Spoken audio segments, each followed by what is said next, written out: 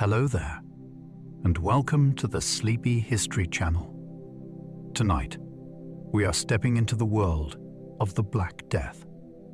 This was not only a disease, it was a turning point in human history.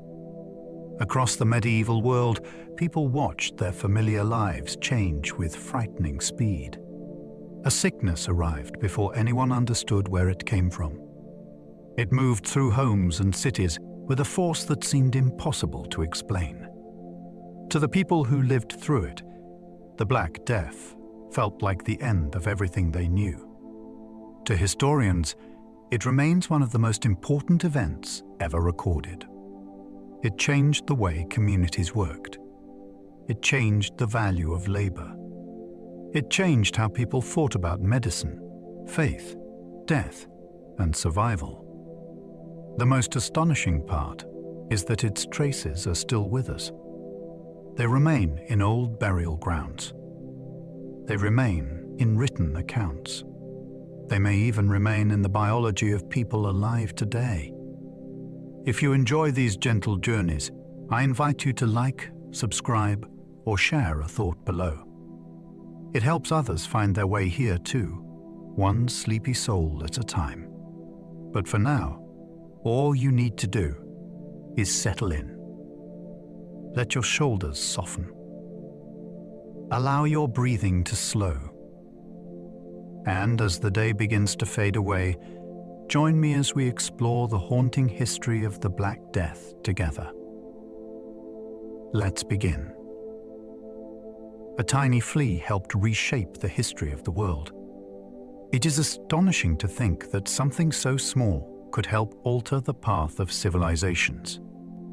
The flea was not powerful in itself. It became dangerous because it could feed on infected animals and then bite humans. Inside its body, the plague bacterium could multiply until the insect struggled to feed normally. When it tried again, it could push infection into a new host. No one in the medieval world could see this hidden chain. People saw sudden fever, swelling, and death, but not the tiny transfer happening in bedding, clothing, grain stores, and animal nests. This made the disease feel mysterious and almost supernatural. Yet the true mechanism was biological, ordinary, and terrifyingly efficient. A bite that barely registered could begin an illness that changed a family forever. The flea reminds us that history is not shaped only by kings and armies. Sometimes it turns on a creature almost too small to notice. The Black Death may have killed half of Europe. The scale is almost impossible to hold in the mind. Between the late 1340s and early 1350s, whole regions lost so many people that ordinary life could barely continue. In some places, fields went untilled because there were not enough workers left to harvest them. Churches struggled to replace priests. Courts paused because officials had died. Families disappeared from records in a single season. The exact death toll is still debated because medieval records were uneven, but many historians estimate that Europe lost between 1/3 and 1/2 of its people. That means the disaster did not simply add grief to daily life. It changed the shape of society itself. Imagine every village, town, and household trying to function after losing a share of its neighbors that would feel unimaginable today. The silence left behind became part of history. Europe did not just endure a terrible outbreak. It woke into a different world. The plague traveled along trade routes faster than fear. Medieval commerce connected distant regions with a speed that people did not always understand. Ships carried grain, wool, spices, wine, cloth, and countless other goods from port to port. Caravans crossed inland roads with animals, merchants, servants, and cargo.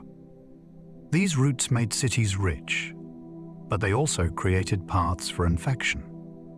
A disease could leave one market town hidden inside a wagon, a bale of fabric, or a ship's hold, then appeared days later somewhere entirely different. By the time rumors arrived, the sickness might already have taken root. This is one reason the pandemic felt so shocking. It seemed to leap across distance.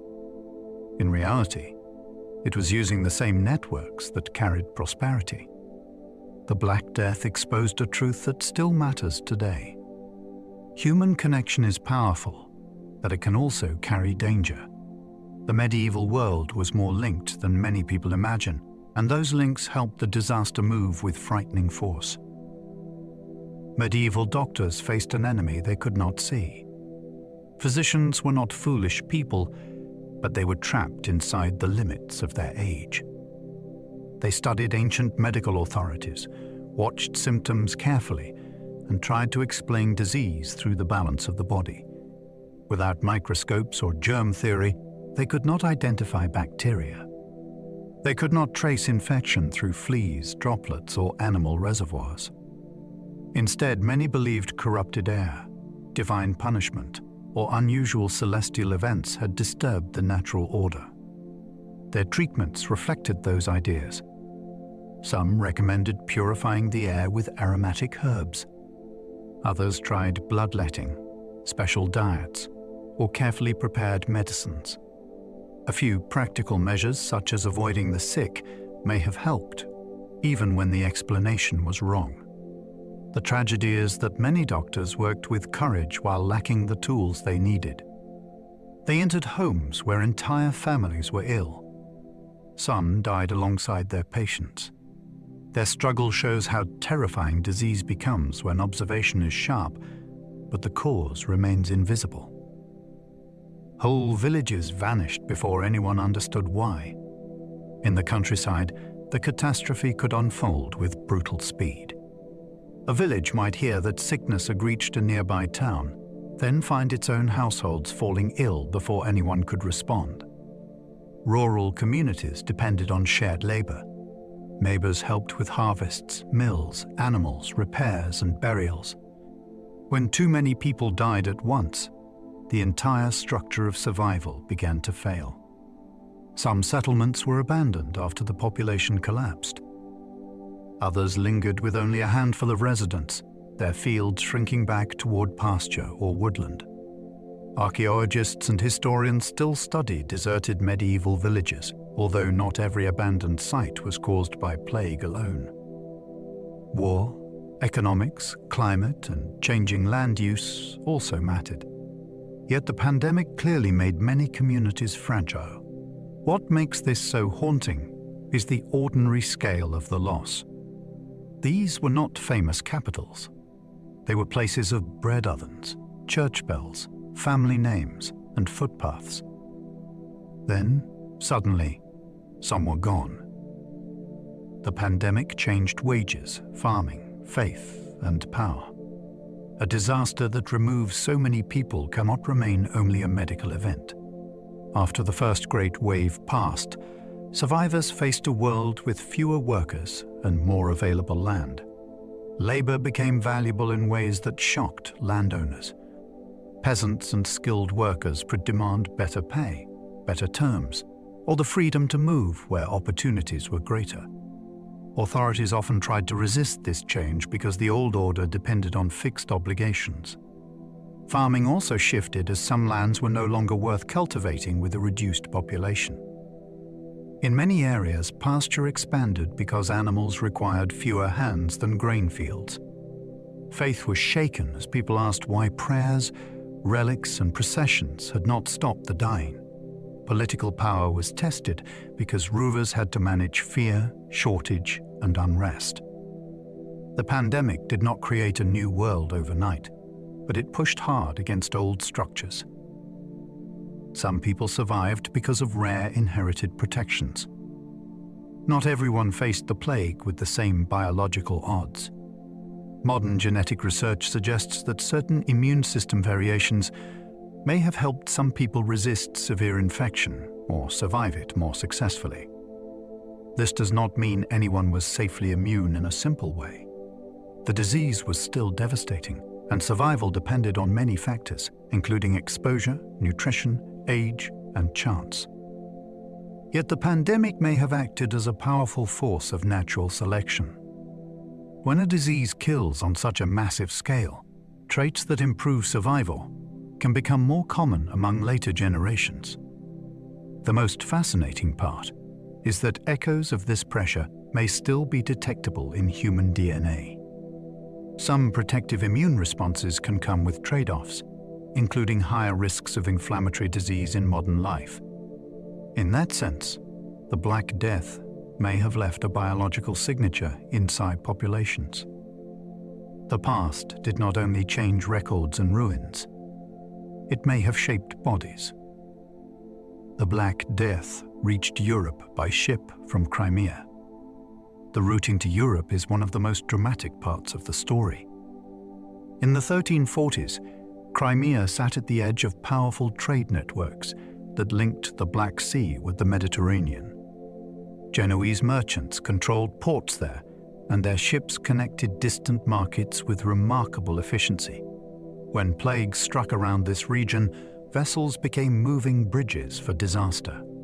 Sailors, passengers, cargo, rats, and fleas could all travel together without anyone understanding the danger.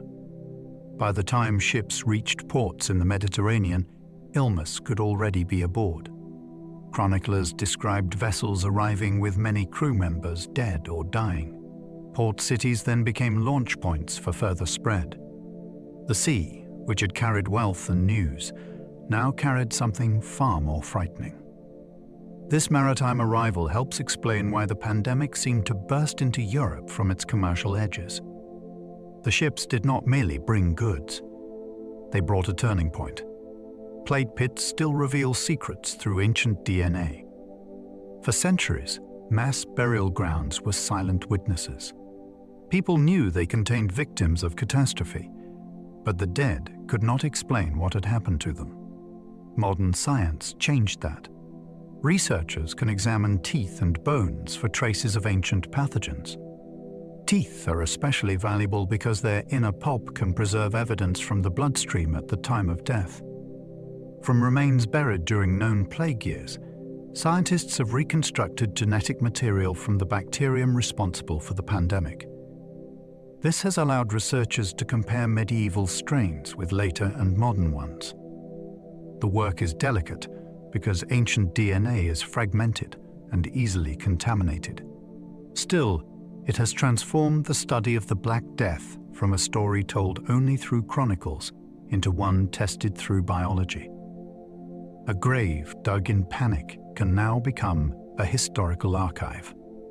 The victims were buried quickly, often without names, yet their remains still carry information that reshapes what we know. The same bacterium still exists in the world today. The organism behind the medieval catastrophe did not vanish with the Middle Ages. It still survives in nature, mostly among wild rodents and the fleas that feed on them. Human cases are now much rarer than in the past, and modern medicine can treat plague effectively when it is recognized early.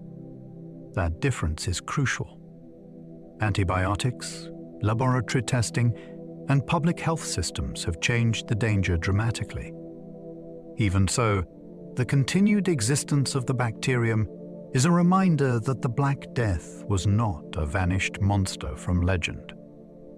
It was part of a living ecological cycle. In some regions, outbreaks among animals still occur, and people can be exposed through bites or contact with infected wildlife. The medieval world had no way to see that hidden reservoir. Today, scientists watch it carefully. The past remains relevant because the same microbe that terrified medieval cities still has a place in the natural world. The Black Death was caused by Yersinia pestis bacteria. The culprit has a name that no medieval victim could have known. Yersinia pestis is a microscopic organism with an extraordinary ability to exploit the bodies of mammals and insects. It can invade the lymphatic system, overwhelm immune defenses, and trigger severe inflammation. In its bubonic form, it often causes painful swellings known as buboes, which appear where the immune system is trying to fight infection. What makes this bacterium so historically powerful is not only its lethality, it is its flexibility. Under different conditions, it can be associated with bubonic, septicemic, or pneumonic disease. Those forms do not behave in exactly the same way, which made the pandemic even more confusing to people observing it without modern knowledge. Ancient DNA has confirmed its presence in medieval plague victims, giving the old accounts a biological foundation.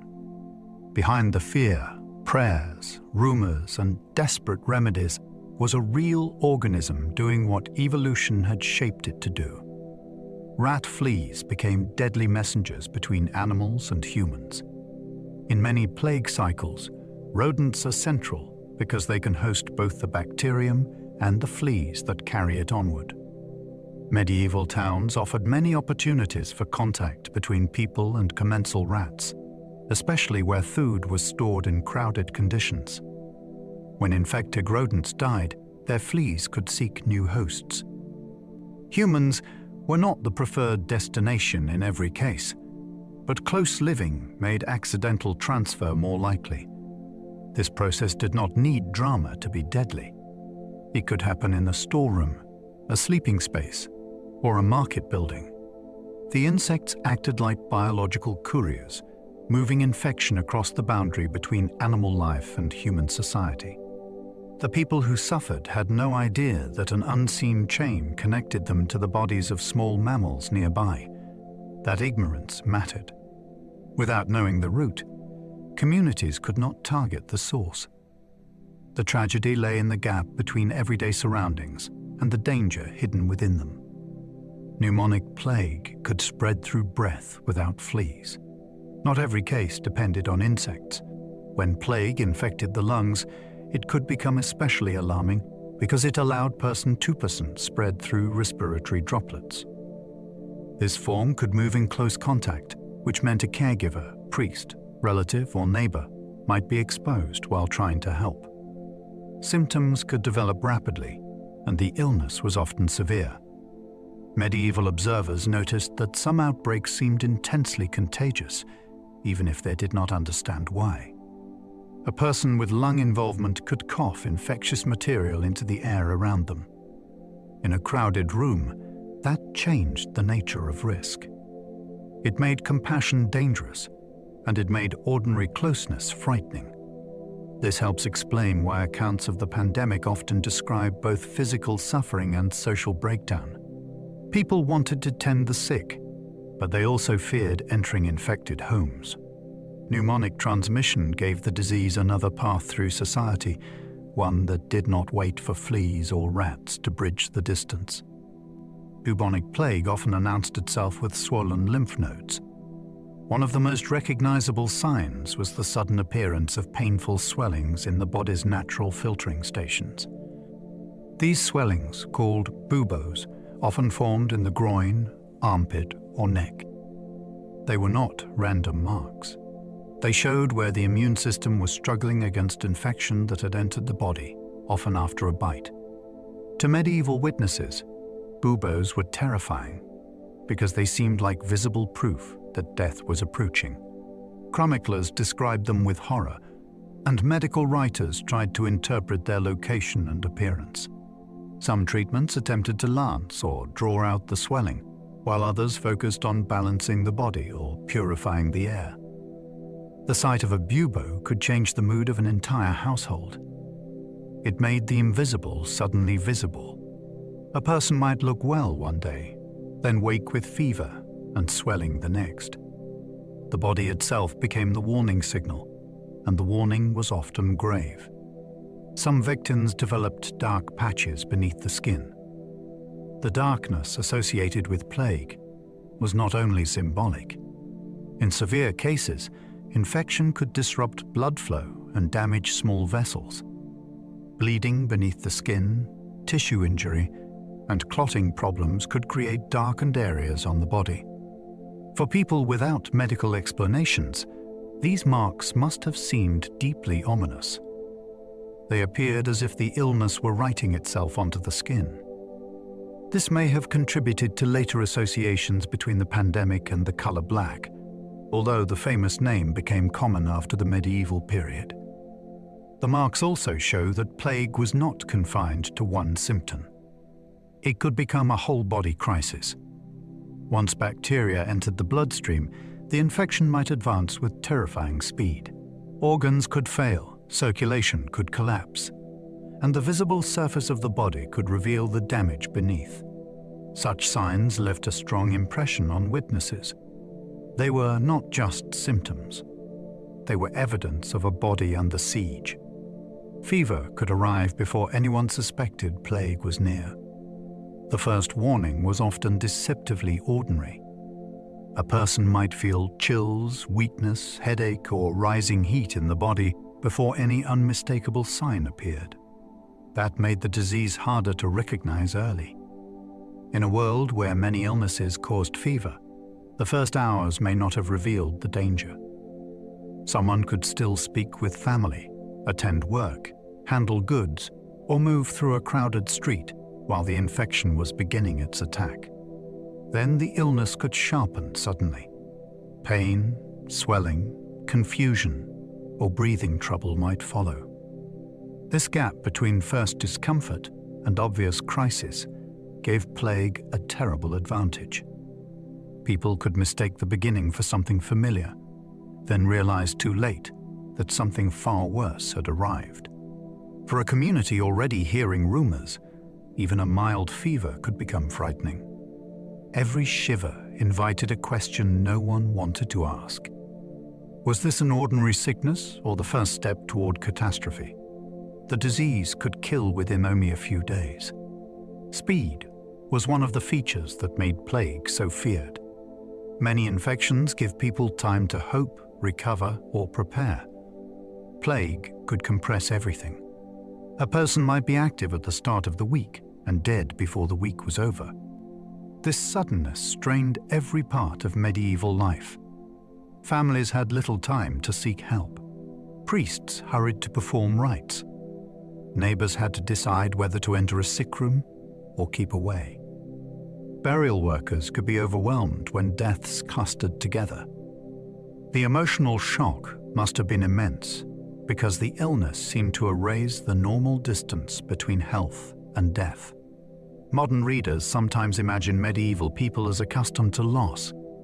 But even in a world with high mortality, this pace was extraordinary.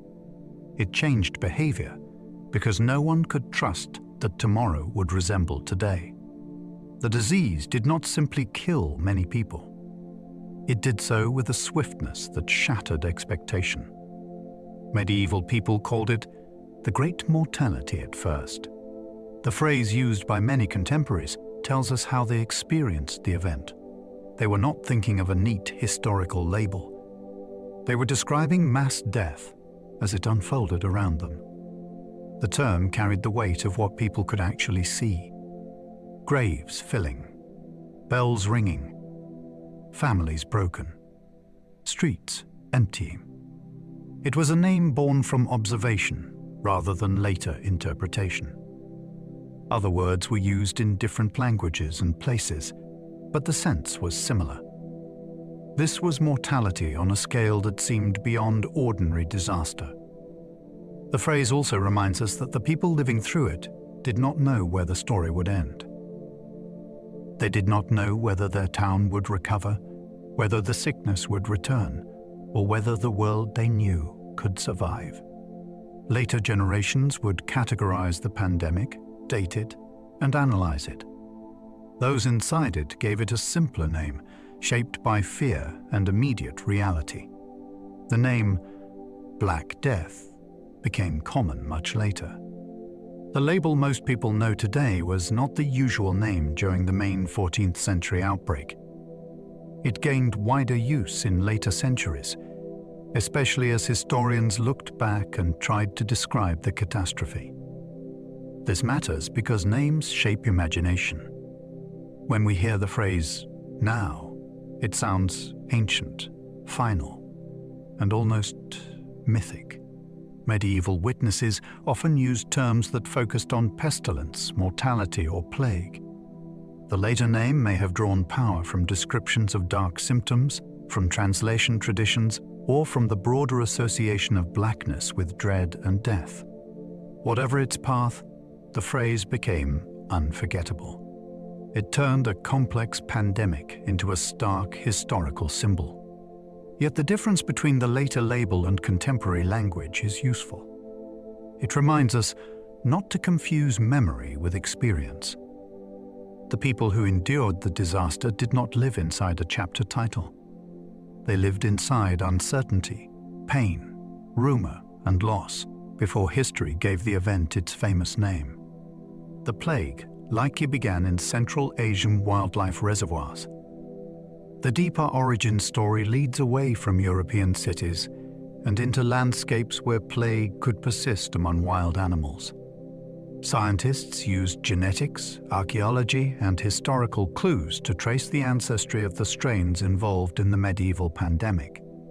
Evidence points strongly towards Central Asia as an important region in the story, although exact pathways remain debated. In such environments, the bacterium could circulate in animal populations long before it reached major human settlements. This is what makes plague so difficult to think about as a purely human event. Its history belongs partly to ecology.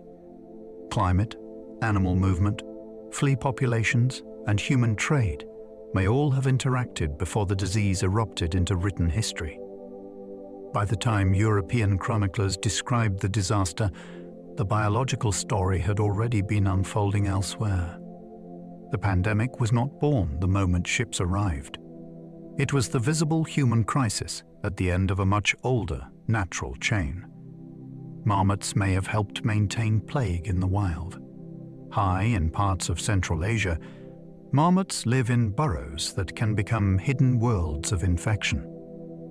These animals are important because plague does not need human beings to survive. It can persist in wild rodent populations, moving between animals through fleas and waiting in landscapes where people may only rarely cross its path. Marmots are especially fascinating because they have long been hunted for meat and fur, which can bring humans into contact with animals that seem harmless but may carry danger. In some regions, local knowledge warned against handling sick or strangely behaving marmots, even before modern science explained the reason. A marmot colony could act like a natural storehouse for the bacterium, keeping it alive between human outbreaks. This changes the way the story feels. The pandemic was not simply a city disaster.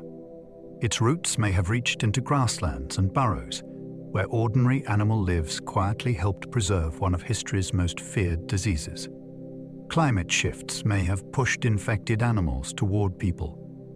Long before the sickness reached crowded towns, where they may have helped prepare the path. Plague depends on relationships between animals, fleas, and the environments that support them. When temperature or rainfall changes, rodent populations can rise, fall, migrate, or become stressed. Fleas respond too, because their survival is tied to warmth, humidity, and available hosts. A wetter period might increase food for wild rodents, allowing their numbers to grow. A later dry spell might force animals closer to human settlements or trigger die-offs that send hungry fleas searching elsewhere. None of this would have been visible as a single dramatic event. It would have unfolded through small changes in fields, pastures, burrows, and trade zones. By the time people noticed the human disease, the ecological story may already have shifted. This is what makes the Black Death so compelling. A changing climate could ripple through wildlife and insects before appearing as catastrophe in a village. Mongol trade networks helped disease move across continents. The Mongol Empire connected enormous regions under systems of roads, protection, tribute, and exchange. This did not create plague, but it may have helped it travel across distances that would otherwise have slowed it down. Merchants could move under imperial authority from East Asia toward the Black Sea. Messengers rode relay routes with remarkable speed. Goods passed through steppe corridors, caravan cities, and military zones. That movement carried ideas and wealth, but it also brought animals, insects, and people into new patterns of contact. The empire made Eurasia more connected than it had been for centuries. In peaceful times, that connectivity strengthened commerce. During an outbreak, the same pathways could become dangerous. Disease does not respect the purpose of a road.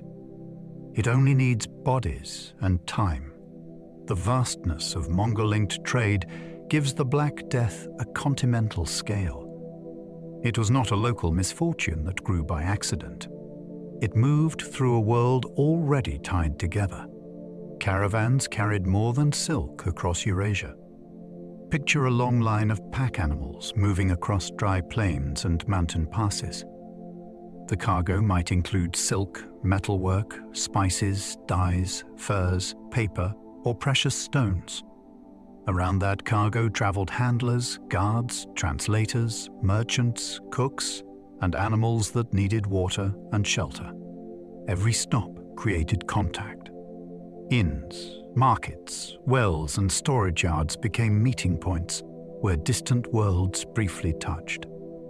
This is why overland trade matters so much to the plague story. Caravans did not have to understand infection to carry its conditions forward.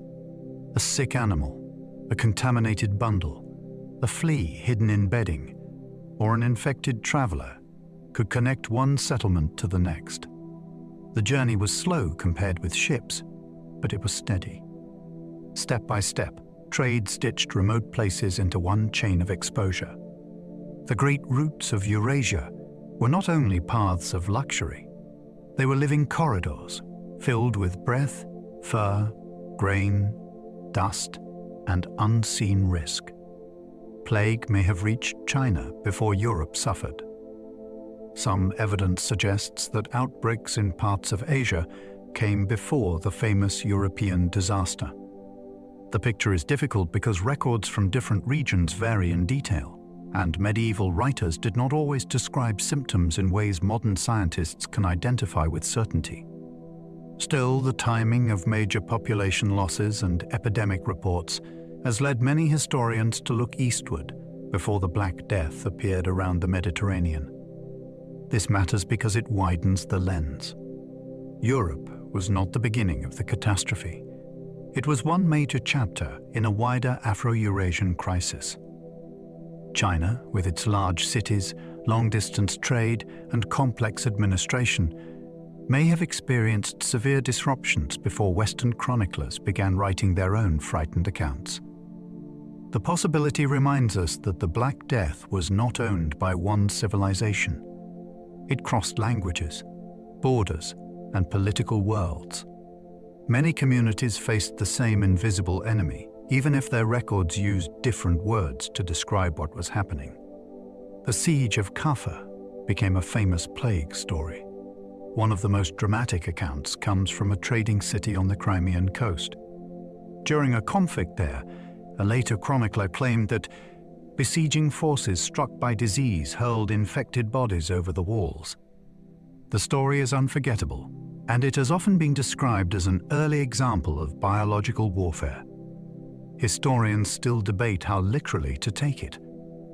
Siege stories can grow in the telling, and plague may already have entered the city through ordinary movement, trade, or animals.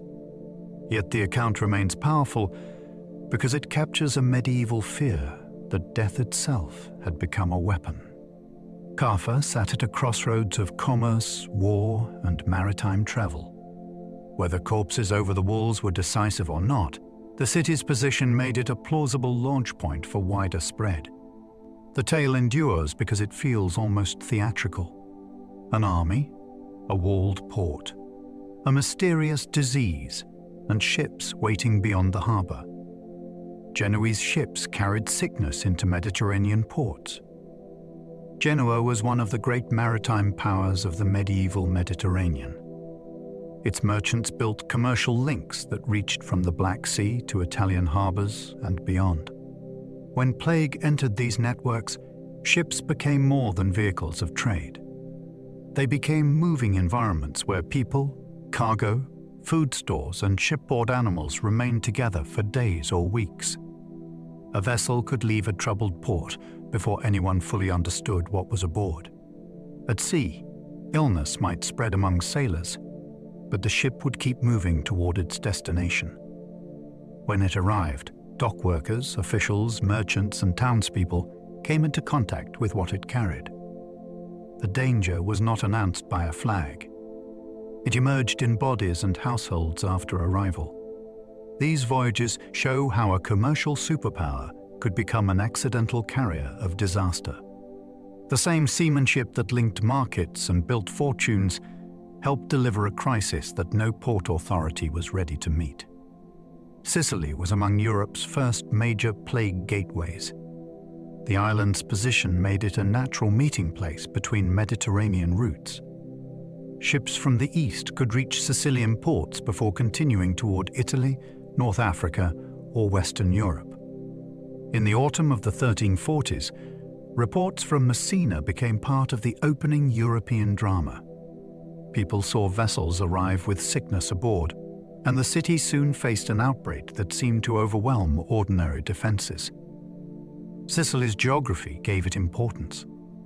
It was not tucked away at the edge of events. It stood in the water between worlds, connected to commerce, migration, and naval movement. Once plague appeared there, it could move onward through shipping lanes and coastal exchange. The island's story also shows how quickly fear followed contact. A harbor that usually meant profit and news could suddenly become a source of dread. Sicily became one of the first places where Europe realized that the disaster was not rumor. It had arrived. Marseille suffered as plague moved through southern France. Marseille was a busy port with deep commercial ties across the Mediterranean. When plague reached the city, it found a place built around movement. Merchants, sailors, craftsmen, clergy, and travelers all helped make the city vibrant. That same energy made containment difficult. Goods came ashore. People moved between docks, homes, churches, workshops, and surrounding settlements. Once the disease took hold, it could spread inland through the routes that normally carried prosperity into Provence. Southern France then became part of the wider wave pushing across Europe. Marseille's suffering was not only a medical crisis, it was a blow to a maritime community whose identity depended on connection. The harbor could not simply stop being a harbor. Ships were food, money, employment, and news. Closing the world was not easy, even when danger was obvious. In Marseille, the plague revealed a painful truth that many cities would face. The things that kept urban life alive could also make it vulnerable. Florence became one of the pandemic's most famous cities. Florence was wealthy, crowded, politically restless, and culturally brilliant. That combination made its plague experience especially memorable. The city is famous partly because Giovanni Boccaccio framed his Decameron around people fleeing the outbreak. His opening description gave later generations one of the most vivid portraits of social strain during the pandemic. Florence also had detailed civic life, which meant the crisis left traces in records, memory, and literature. The disease struck a city filled with banking, textile production, religious institutions, and family rivalries. When death surged, normal obligations weakened. Some people cared bravely for the sick. Others withdrew from contact out of fear. Funerals changed because there were too many dead. The city became a stage on which the human responses to catastrophe appeared in sharp form. Florence matters because it lets us see the pandemic through individual behavior as well as numbers. It shows a sophisticated society forced into confusion almost overnight. London's crowded streets made plague especially terrifying. The medieval city was compact, busy, and full of close contact. Houses leaned into narrow lanes. Markets drew people together. Animals lived near human dwellings. Waste management was limited, and many residents depended on shared wells, yards, and workspaces. When plague arrived, the physical shape of the city made fear feel inescapable. A neighbor's illness was not distant. It might be across a wall, below a rented room, or inside the same courtyard. London also sat at the centre of royal administration and trade, so news of the disaster spread through records and official response. The dead were buried in emergency cemeteries when parish graveyards could not cope. For a population accustomed to ordinary hardship, the scale was still shocking. Crowding turned the outbreak into a sensory experience of bells, carts, shuttered homes, and sudden absences. London shows how urban density can make disease more than an event. It becomes the atmosphere of daily life. Norway may have received plague from a ghost ship. One haunting tradition says that a ship drifted to the Norwegian coast with its crew dead or dying, bringing plague into the kingdom. The story is difficult to verify in every detail, but its power is easy to understand. Norway's long coastline made sea travel essential. A vessel arriving from abroad could bring grain, cloth, tools, letters, and passengers. It could also bring infection. Whether the famous ghost ship account is literal or legendary, it captures the dread of maritime uncertainty. A sail on the horizon usually promised connection. During plague years, it could mean danger entering from the sea. Norway's outbreak was devastating, and the population losses helped reshape the country's later history. Farms were abandoned, rents fell, and political strength weakened. The ghost ship story remains memorable because it turns a complex transmission route into one image. A silent vessel reaches land, and an entire society stands at the edge of disaster. Iceland escaped the first wave because distance protected it. Isolation could be a powerful shield in the medieval world. Iceland had contact with other regions through shipping, but it was far enough away that timing mattered enormously. During the first great wave, the island appears to have avoided the devastation that struck much of Europe. This was not because Icelanders possessed special medical knowledge. Geography simply made introduction less likely when maritime links were limited. Distance could break the chain. A ship had to arrive with the disease still active among people, animals, or fleas. If no such vessel came during the critical period, the island could remain untouched. That escape did not last forever, because later outbreaks eventually reached Iceland with terrible consequences. Still, its first avoidance teaches an important lesson. In a connected pandemic, not every place is equally exposed at the same moment. The sea could be a highway, but it could also be a barrier when chance and distance aligned. Ireland suffered outbreaks that chroniclers described with horror. Irish accounts of the pandemic reveal both the spread of disease and the emotional shock it caused. One famous clerical writer described the mortality with a sense of dread that feels intensely human across the centuries. He wrote as someone watching his world shrink around him, aware that his own hand might soon fall silent. Ireland's experience was shaped by settlement patterns, trade connections, monastic communities, and political divisions. The disease affected towns and rural areas in different ways, but no simple boundary guaranteed safety. Ports connected the island to Britain and the wider Atlantic world, while inland movement carried risk farther. What stands out is the voice of witnesses who understood they were living through something extraordinary. Their words do not read like calm statistics. They feel like messages sent from inside an unraveling world. Ireland's plague history reminds us that the pandemic was recorded by frightened individuals, not just by institutions. The plague reached Scandinavia through ships and coastal towns. Northern Europe was tied to the wider world by sea. Merchants carried timber, fish, furs, grain, wax, and metal goods through networks that linked the North Sea and Baltic regions. These connections made Scandinavian ports vulnerable when the pandemic spread along maritime routes. A coastal town could become the first point of entry, then inland roads and local movement could carry the disease farther.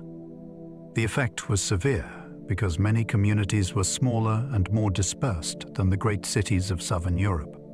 Losing a large share of people could leave farms empty and weaken local economies for generations. In parts of Scandinavia, deserted farms became a visible sign of demographic collapse.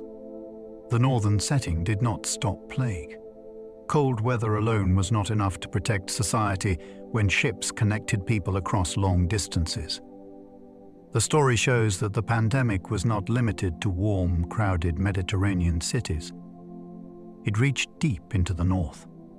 Trade made wealthy cities vulnerable to invisible danger. Prosperity often depended on openness.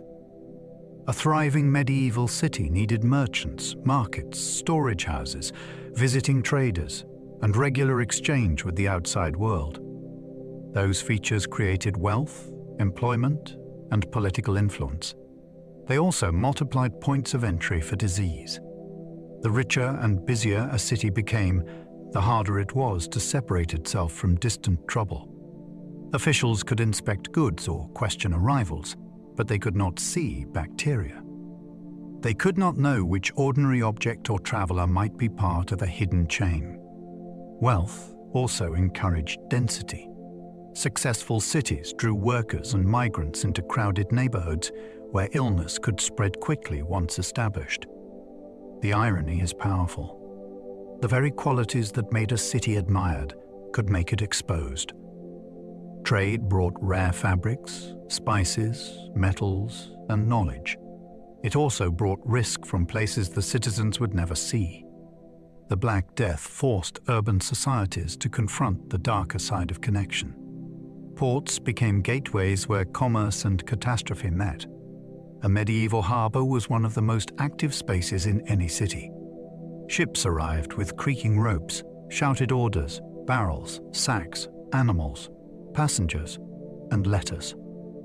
Dockside life depended on speed because cargo had to be unloaded, taxed, stored, sold, or moved onward.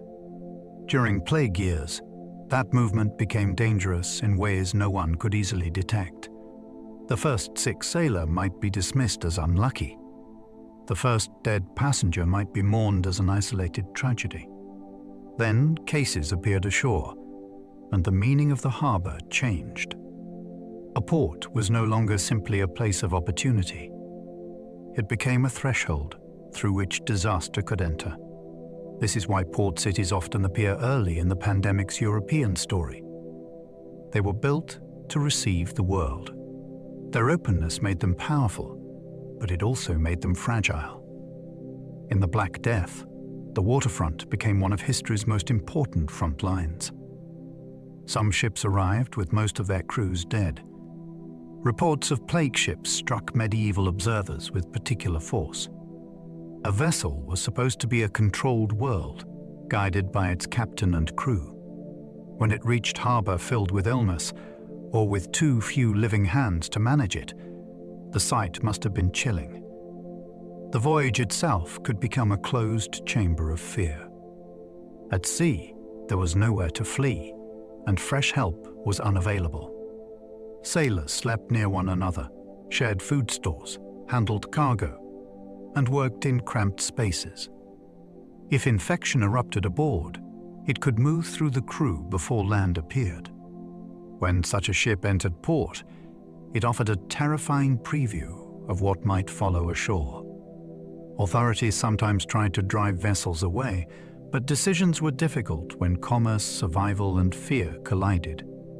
A half-dead crew made the invisible threat visible. The ship became a warning object, carrying both proof of disaster and the means to spread it. Quarantine began as a desperate maritime defense. The idea of isolating arrivals grew from practical fear. Communities noticed that disease could enter with travelers and ships, even if they did not understand the microscopic cause. Holding people apart for a period offered a way to wait and see whether illness appeared. This was not modern epidemiology, but it was a major step toward organized public health. It required authority, enforcement, space, and patience. Merchants disliked delays because time could ruin profit. travelers might resent confinement. Officials had to balance economic pressure against the threat of mass death. The practice developed unevenly, with different cities using different rules at different times. Its importance lies in the shift of thinking. Disease was no longer treated only as a private tragedy or divine mystery. It became something civic leaders tried to manage through policy. Quarantine shows the medieval world learning from catastrophe. Out of terror came one of the most enduring tools in public health. Venice helped turn isolation into public health policy. Venice was built on maritime power, so it could not ignore the danger of arriving ships. Its leaders had strong reasons to protect trade, but also strong reasons to prevent disease from entering the city. Over time, the Venetian authorities developed systems for inspecting arrivals, delaying contact, and separating suspected sources of infection. These measures did not always work perfectly, but they reveal an important transformation. Public health became an administrative task. The state began to treat epidemic defense as something that required records, officers, rules, and designated places. Venice's position made this especially urgent because its wealth depended on routes reaching across the eastern Mediterranean. It could not simply close itself forever. It had to manage risk while remaining connected. That challenge feels surprisingly modern. The city's response shows how plague pushed governments to invent new forms of control. The lagoon city became a laboratory for the uneasy relationship between commerce and safety. The word quarantine comes from 40 days of waiting. The term traces back to the practice of holding ships or travelers apart for a period linked to the number 40. In Italian usage, the idea of 40 days became attached to epidemic precaution. The number already carried cultural and religious weight in Christian Europe, which may have helped the practice feel meaningful as well as practical. From a medical point of view, the waiting period gave time for symptoms to appear before newcomers mixed freely with the population. It was an imperfect method, but it was far better than allowing immediate entry during a feared outbreak. The word itself is a small fossil of public health history. Every time it is used today, it carries the memory of medieval ports trying to defend themselves against an unknown threat. What began as a local strategy in a world without microbes became a lasting part of global vocabulary. Language preserved the waiting. Lazarettos separated travelers long before modern hospitals existed. A lazaretto was a place of isolation, often located near a harbor, on an island, or outside dense settlement. Its purpose was not simply to treat the sick. It was to keep uncertain arrivals away from the healthy until danger seemed to pass. The name is linked with St. Lazarus, whose association with sickness made him a fitting figure for such institutions. These sites could hold sailors, merchants, passengers, and goods. They were practical spaces shaped by fear and bureaucracy. Guards, officials, and caretakers had to manage people who might not yet be ill but were considered risky. This was a different idea from a hospital devoted to charity or care. It treated movement itself as a possible danger. Lazarettos show how epidemic experience changed architecture. Societies began building places designed around separation. Stone walls, docks, storage rooms, and waiting areas became part of the fight against a disease no one could yet see. City walls could not stop rats, fleas, or fear. Medieval walls were powerful symbols. They could resist armies, control gates, collect tolls, and define civic identity. Against plague, they offered only partial comfort. A wall might restrict human movement, but cities still needed food, fuel, water, and trade. Carts entered. Animals slipped through. Small creatures nested in places no guard could watch. Even more importantly, fear crossed barriers effortlessly. Rumors entered through travelers, letters, bells, and market talk. Once people believed disease was near, the psychological city changed before the biological one fully did. Some residents fled if they had money and somewhere to go. Others were trapped by poverty or duty. Authorities might close gates, but panic could already be inside.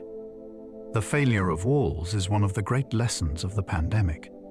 Medieval people had built impressive defenses against visible enemies. Plague revealed a different kind of threat, one that ignored stone and moved through the hidden spaces of daily life. Medieval streets offered perfect shelter for plague-carrying rodents. The built environment of many towns created countless hiding places. Wooden buildings, thatched roofs, storage lofts, stables, drains, cellars, and refuse heaps all offered food or cover for rodents. Grain was especially important because cities depended on stored supplies. Wherever grain gathered, small mammals had reason to follow. Narrow streets and dense housing made it easy for animals to live close to people without being noticed. Cats, dogs, and traps existed, but they could not eliminate the problem. Medieval urban life was full of textures that supported unwanted companions. Loose straw, spilled food, market waste, and animal fodder created a shared habitat between humans and pests. This does not mean every rat in every town was infected. It means the physical world was ready for transmission when plague entered the local animal population. The danger was built into ordinary surroundings. The city's hidden ecology was living under floorboards, behind walls, and beside the food supply. Grain stores attracted rats into homes and markets. Food storage was essential to survival, especially in a world where harvest failure could mean hunger. Grain had to be gathered, transported, measured, sold, taxed, milled, and kept dry. Each stage created places where rodents could feed. Markets and households were not separate from this system. A family might store sacks or bins near sleeping areas. Merchants might keep larger reserves in warehouses. Millers handled grain in bulk. These spaces drew rats because they offered calories and shelter. Once rodents became established, fleas had stable hosts nearby. The connection between grain and plague is not dramatic at first glance, but it is deeply important. Food security created unintended risk. The very stores that helped people survive winter could support animal populations capable of sustaining infection. Medieval people worried about theft, spoilage, and price. They could not know that a corner of stored grain might also belong to a much larger disease ecology. Poor sanitation made outbreaks harder to control. Medieval towns varied widely, but many struggled with waste, drainage, and crowding. Streets could contain animal dung, food scraps, wastewater, and refuse from workshops. Butchers, tanners, fishmongers, and households all produced materials that attracted pests or fouled living spaces. Bad sanitation did not create plague bacteria by itself. That point matters. The disease had a specific biological cause. Still, dirty and crowded conditions made it harder to reduce contact with rodents, fleas, and sick people.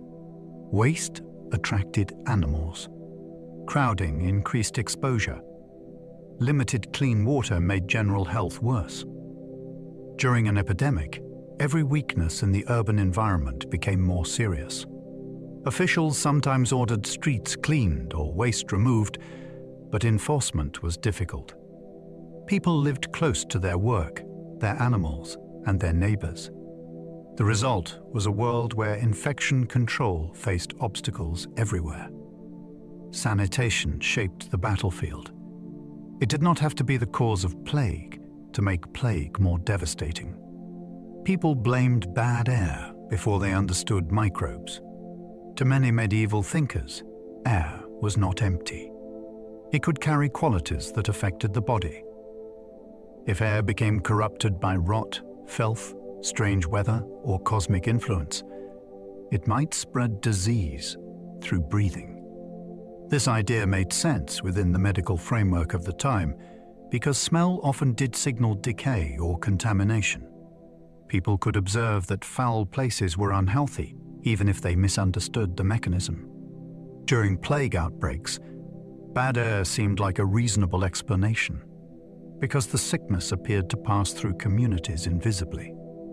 You could not see a bacterium, but you could smell a ditch or a corpse. Remedies therefore often aimed to cleanse or sweeten the surrounding air. Fires, incense, herbs, and perfumes were used with varying degrees of hope. The theory was wrong in its deepest cause, but it was not random stupidity. It was an attempt to reason from the evidence available to human senses before the microscopic world was known.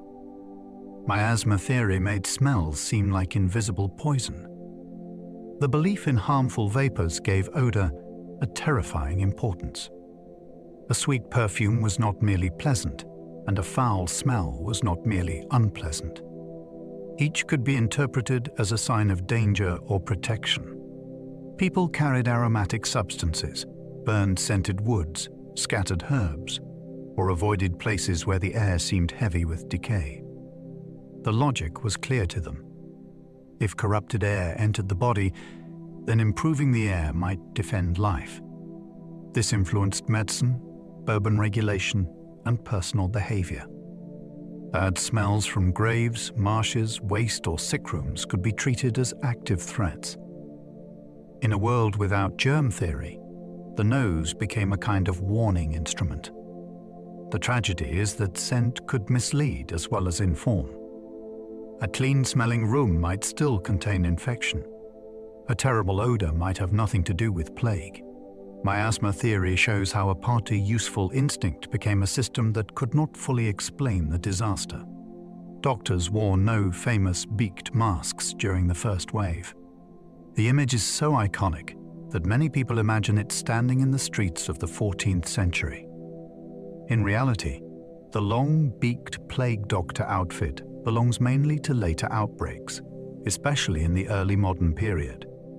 During the Black Death, physicians did not march through Europe in that familiar costume.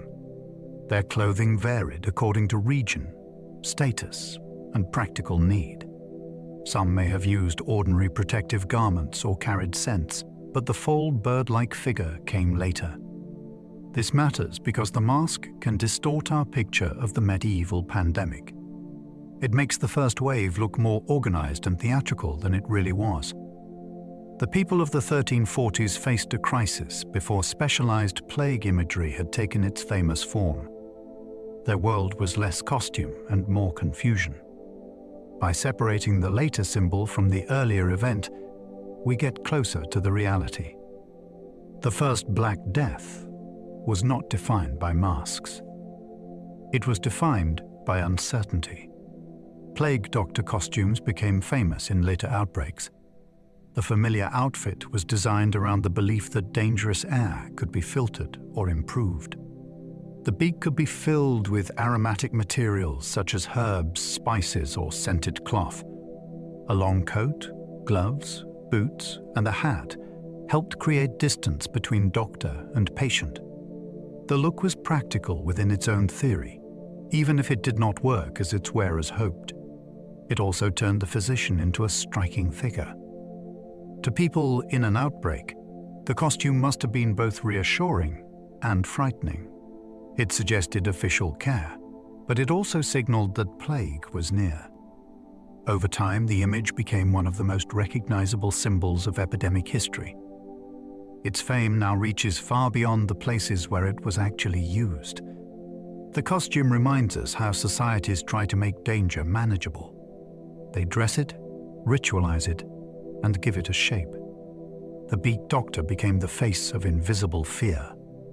Some physicians prescribed sweet smells against corrupted air. To medieval medicine, scent could be a kind of shield. If foul air was thought to carry sickness into the body, then pleasant air might help protect it. Doctors and householders used roses, vinegar, herbs, spices, and fragrant woods, in the hope of cleansing the space around them. Wealthier people could carry pomanders filled with aromatic substances.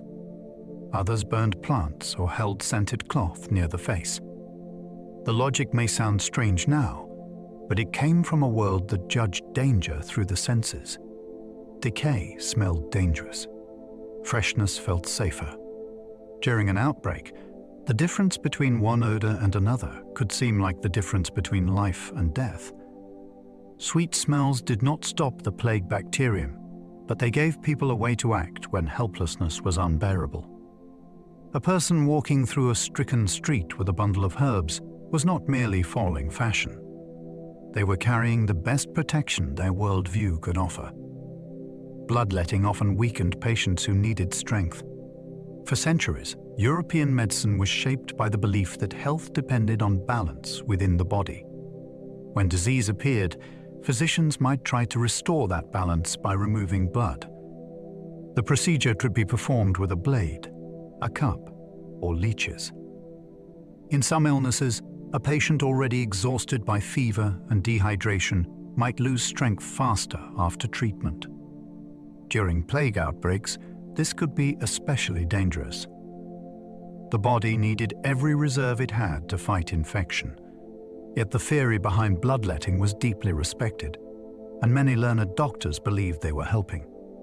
This is one of the tragic patterns in medical history. A treatment can feel logical inside one system of knowledge, while harming people in ways no one can yet measure.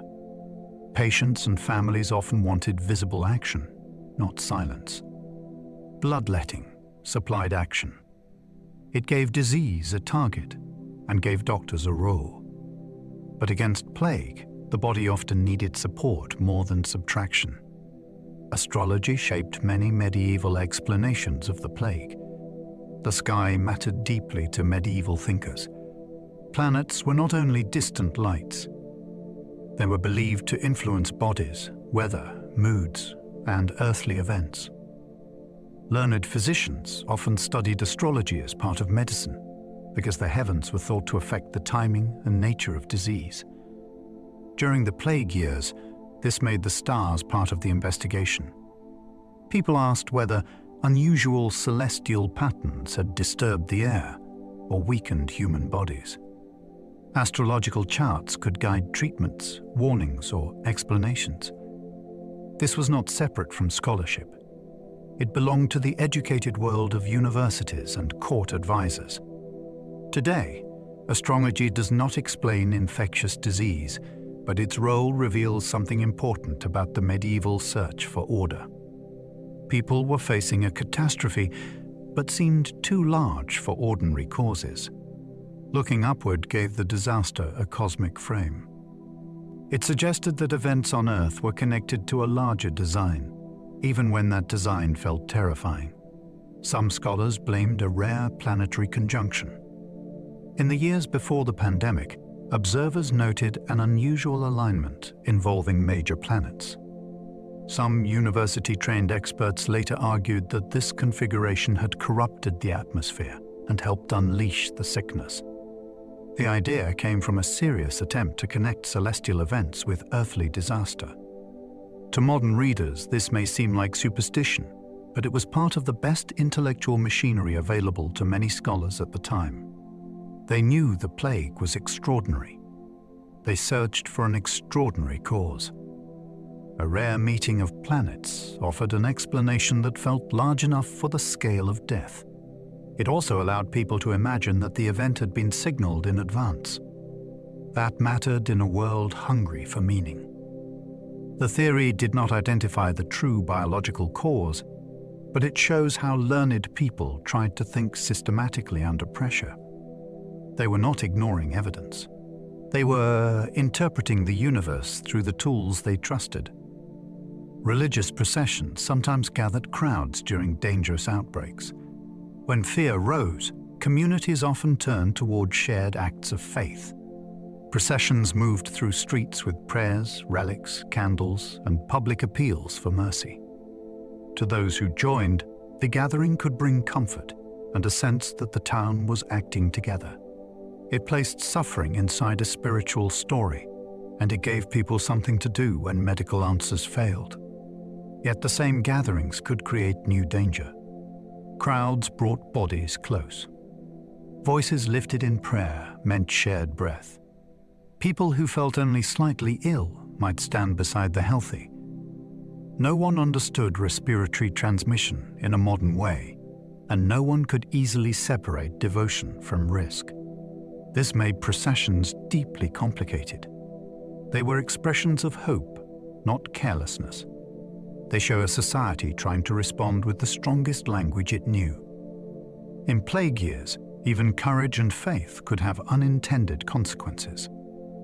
A public prayer for deliverance might also become a moment of exposure. Flagellants believed public suffering could calm divine anger. Groups of flagellants traveled through towns performing dramatic rituals of penance. They whipped themselves in public, sang, prayed, and called others to repentance. Their message was simple and powerful. If the plague was a sign of divine anger, then human pain might help turn that anger away. For frightened communities, the spectacle could feel overwhelming. Here were people willing to bleed in the streets for the salvation of everyone watching. The movement offered emotion, explanation, and action at a time when official answers felt weak. It also challenged ordinary religious authority because these groups could attract large crowds without the control of local clergy. The flagellants reveal how catastrophe can produce intense forms of public devotion. Their bodies became arguments. Their wounds became messages. They believed that suffering could speak to heaven. Whether people admired them or feared them, they turned plague anxiety into a moving theater of repentance. Authorities eventually feared flagellant groups could spread unrest. At first, some communities welcomed them as signs of religious seriousness. Over time, leaders became alarmed. Traveling bands could stir crowds, criticize clergy, and create disorder in towns already strained by death. Their rituals were emotional and public, which made them hard to control. Some groups also became associated with attacks on accused minorities, adding to official concern. Church authorities worried that their claims bypassed proper doctrine and discipline. Secular rulers worried about crowds gathering under leaders they had not appointed. In an age of plague, fear was already unstable. A movement that turned fear into mass performance could quickly become politically dangerous. Suppressing the flagellants was not only about theology. It was about public order. The authorities understood that epidemics can loosen obedience. When people believe the normal world has failed, they may follow voices that promise certainty. The flagellant movement showed how a health disaster could become a crisis of control. Jewish communities were falsely blamed for poisoning wells. One of the darkest chapters of the plague years was the spread of a deadly accusation. Some Christians claimed that Jewish people had deliberately contaminated water sources to cause the disease. The claim was false, but it found an audience in communities desperate for an explanation. Medieval Jewish populations were already vulnerable because of religious prejudice, legal restrictions, and social separation. During the pandemic, fear sharpened old hatred into violence. The well poisoning rumor also reveals how people tried to make an invisible threat visible. If disease could not be understood through medicine, it could be blamed on human malice. That made the world feel less random, but it placed innocent people in terrible danger. The accusation spread through rumor, interrogation, and forced confession. It shows how disease can expose existing fractures in society. A bacterium caused the plague. Human prejudice turned that suffering into persecution. The result was a tragedy layered upon another tragedy. Plague accusations fueled massacres across parts of Europe. In several regions, rumor hardened into organized violence. Jewish neighborhoods were attacked, and entire communities were destroyed. Some victims were burned, expelled, or forced to choose between conversion and death. These events did not happen everywhere in the same way, and local politics mattered greatly. Debt, resentment, religious hostility, and civic instability could all intensify the danger. The plague supplied the spark, but the fuel had been gathering for generations. What makes these massacres so important to remember is that they were not an inevitable response to disease. They were choices made by people and tolerated or encouraged by others. In some towns, authorities resisted violence. In others, they participated or failed to stop it. The persecution also failed on its own brutal terms. Killing innocent people did nothing to halt the disease.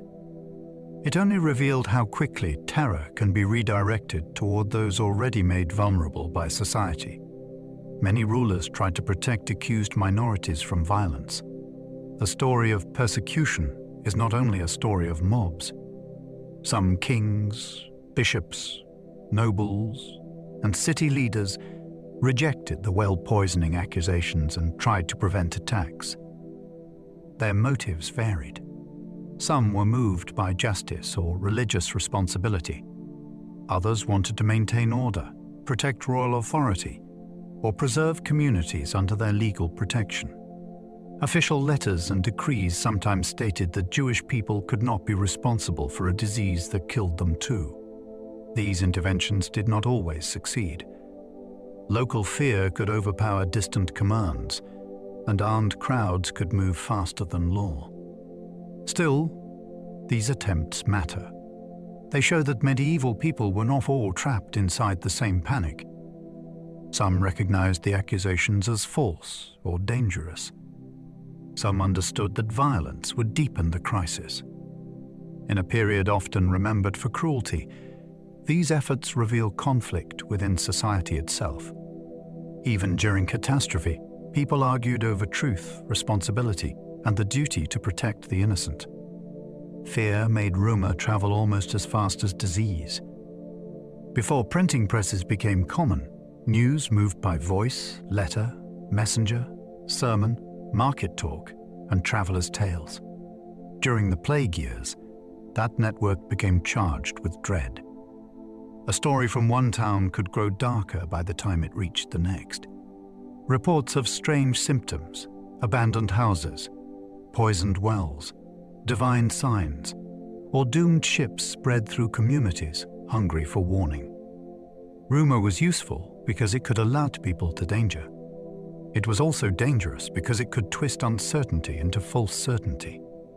The less people understood the disease, the more imagination filled the gaps. Fear made listeners remember the most alarming details and repeat them with force. In this way, the pandemic had two forms of movement. One belonged to biology, the other belonged to speech. A town might be infected by plague, but it could be infected by panic first. Rumor prepared the mind for disaster before the disease arrived. The pandemic exposed how quickly societies search for scapegoats. When suffering becomes overwhelming, people often look for someone to blame. This is not because blame cures pain. It is because blame gives pain a shape. During the plague, many communities could not accept that death might come through natural processes no one could see. A hidden enemy felt intolerable. A human enemy felt easier to understand. Outsiders, minorities, the poor, travelers, and morally suspect groups could all become targets of suspicion. Scapegoating offered a false sense of control. If a guilty group could be found, then perhaps the disaster could be stopped. But this logic only added injustice to grief. It also distracted from measures that might have reduced risk, such as separation from known sickness. The pattern is one of the most disturbing lessons of the Black Death. Epidemics test not only bodies and governments. They test moral imagination. They reveal whether fear makes a society more protective or more cruel. Priests faced extraordinary danger while giving last rites. The work of clergy placed them close to the dying. A priest might be called into a home where infection had already taken several family members. He would hear confession, offer comfort, perform sacred rituals, and prepare the soul for death. These acts required presence at the very moment others might be trying to keep away. For believers, this service was not optional. It was central to how life and death were understood. That made priests both spiritual leaders and frontline figures in the crisis. Many must have known the risk and entered anyway. Others may have fled, failed, or been too overwhelmed to respond. The pressure was immense. A single clergyman might be asked to serve far more people than usual while fearing for his own life. Their role shows the human cost of pastoral duty. In plague years, religious service could mean walking deliberately toward the place everyone else feared. Some parishes lost nearly all their clergy. Church records from the period reveal how severely local religious life could be disrupted. When priests died in large numbers, communities lost more than worship leaders. They lost record keepers, teachers, advisors, mediators, and men who performed essential rites. Replacing them was difficult because training took time, and the surviving pool of educated clergy had also been reduced. In some places, standards for new appointments may have been lowered because the need was urgent. A parish without a priest faced spiritual anxiety as well as administrative disorder. Who would baptize infants, bury the dead, hear confession, or lead the calendar of holy days? The loss of clergy also weakened the Church's visible authority at a time when people were asking profound questions about suffering. The institution remained powerful, but locally it could be badly shaken. A village church might still stand, but the familiar voice at its center could be gone. Monasteries became places of prayer, care, and death. Monastic communities lived by rhythms of worship, discipline, labor, and service. During plague outbreaks, those rhythms were tested with terrible force. Monks and nuns often lived closely together, which made communal life risky once infection entered. Some houses cared for the sick or offered spiritual support to surrounding communities. Others found themselves overwhelmed by deaths inside their own walls. A monastery could go from a place of ordered devotion to a place of emergency burial and grief. The loss was not only personal. Monasteries preserved manuscripts, managed land, educated novices, and provided charity. When many members died, institutional memory could vanish with them. Yet their records also helped preserve the history of the catastrophe. Monastic writers wrote down what they saw, sometimes with restraint and sometimes with despair. These communities remind us that the plague entered spaces designed for stability. Even behind cloister walls, the outside disaster came in and changed the life within. Mass burials changed how communities handled the dead. Medieval burial was normally shaped by custom, prayer, family presence, and sacred space. The plague overwhelmed that order. When deaths came too quickly, communities could not always provide individual graves or familiar ceremonies. Bodies had to be moved and buried with speed. This did not mean the dead were treated without feeling. It meant the living were trapped between reverence and necessity. Graveyards filled. Laborers grew exhausted. Families might be too sick, frightened, or absent to attend. In some places, large pits or trenches were used to receive many bodies at once. The change must have been emotionally devastating because burial practices helped people make sense of loss. When those practices broke down, grief became harder to hold. Mass burial is one of the clearest signs that the pandemic exceeded normal capacity. It shows a society forced to improvise at the boundary between faith, public health, and human sorrow. Archaeologists can still find emergency plague cemeteries. Beneath modern streets and fields, the crisis left physical evidence. Emergency cemeteries can be recognized by their timing, layout, density, and the condition of the remains. Unlike ordinary burial grounds used steadily over generations, plague cemeteries may contain many individuals interred within a short period. The bodies can be arranged carefully, which challenges the idea that panic always erased respect. In some places, people were buried in rows, wrapped or positioned with attention, even when the number of dead was immense. Archaeology gives texture to what written records cannot fully show. It reveals age, diet, injury, health, and sometimes family patterns. It can show whether victims were locals or migrants.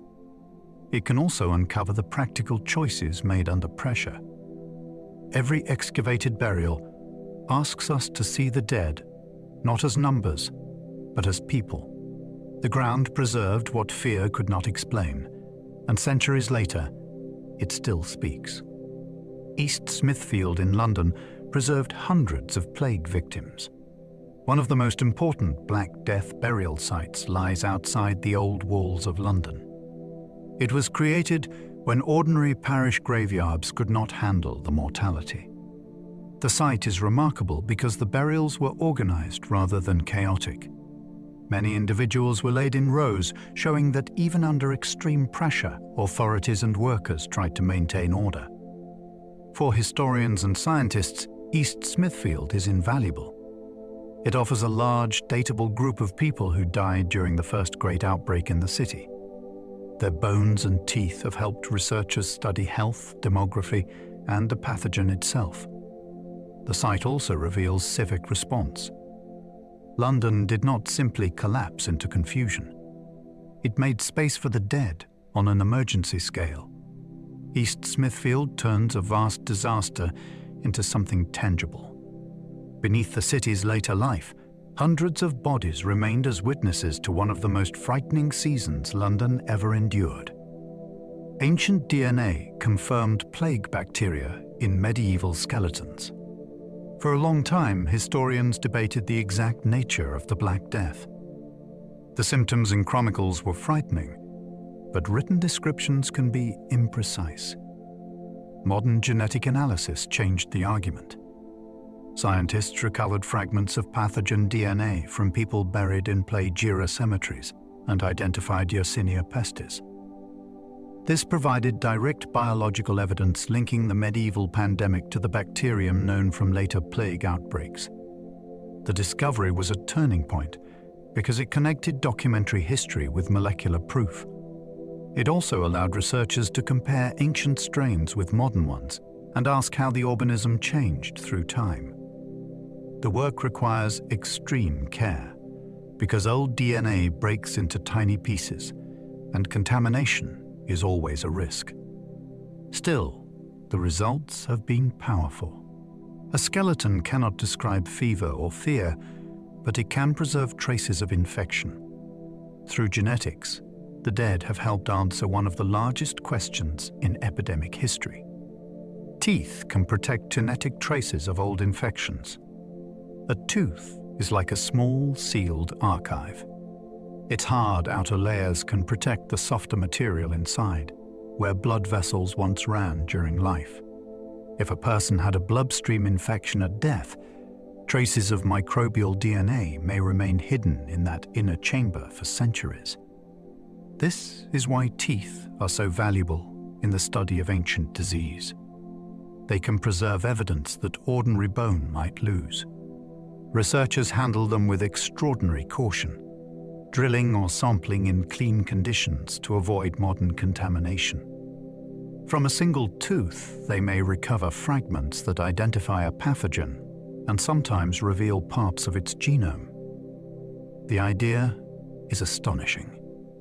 Something as familiar as a molar can carry a microscopic record of a person's final illness.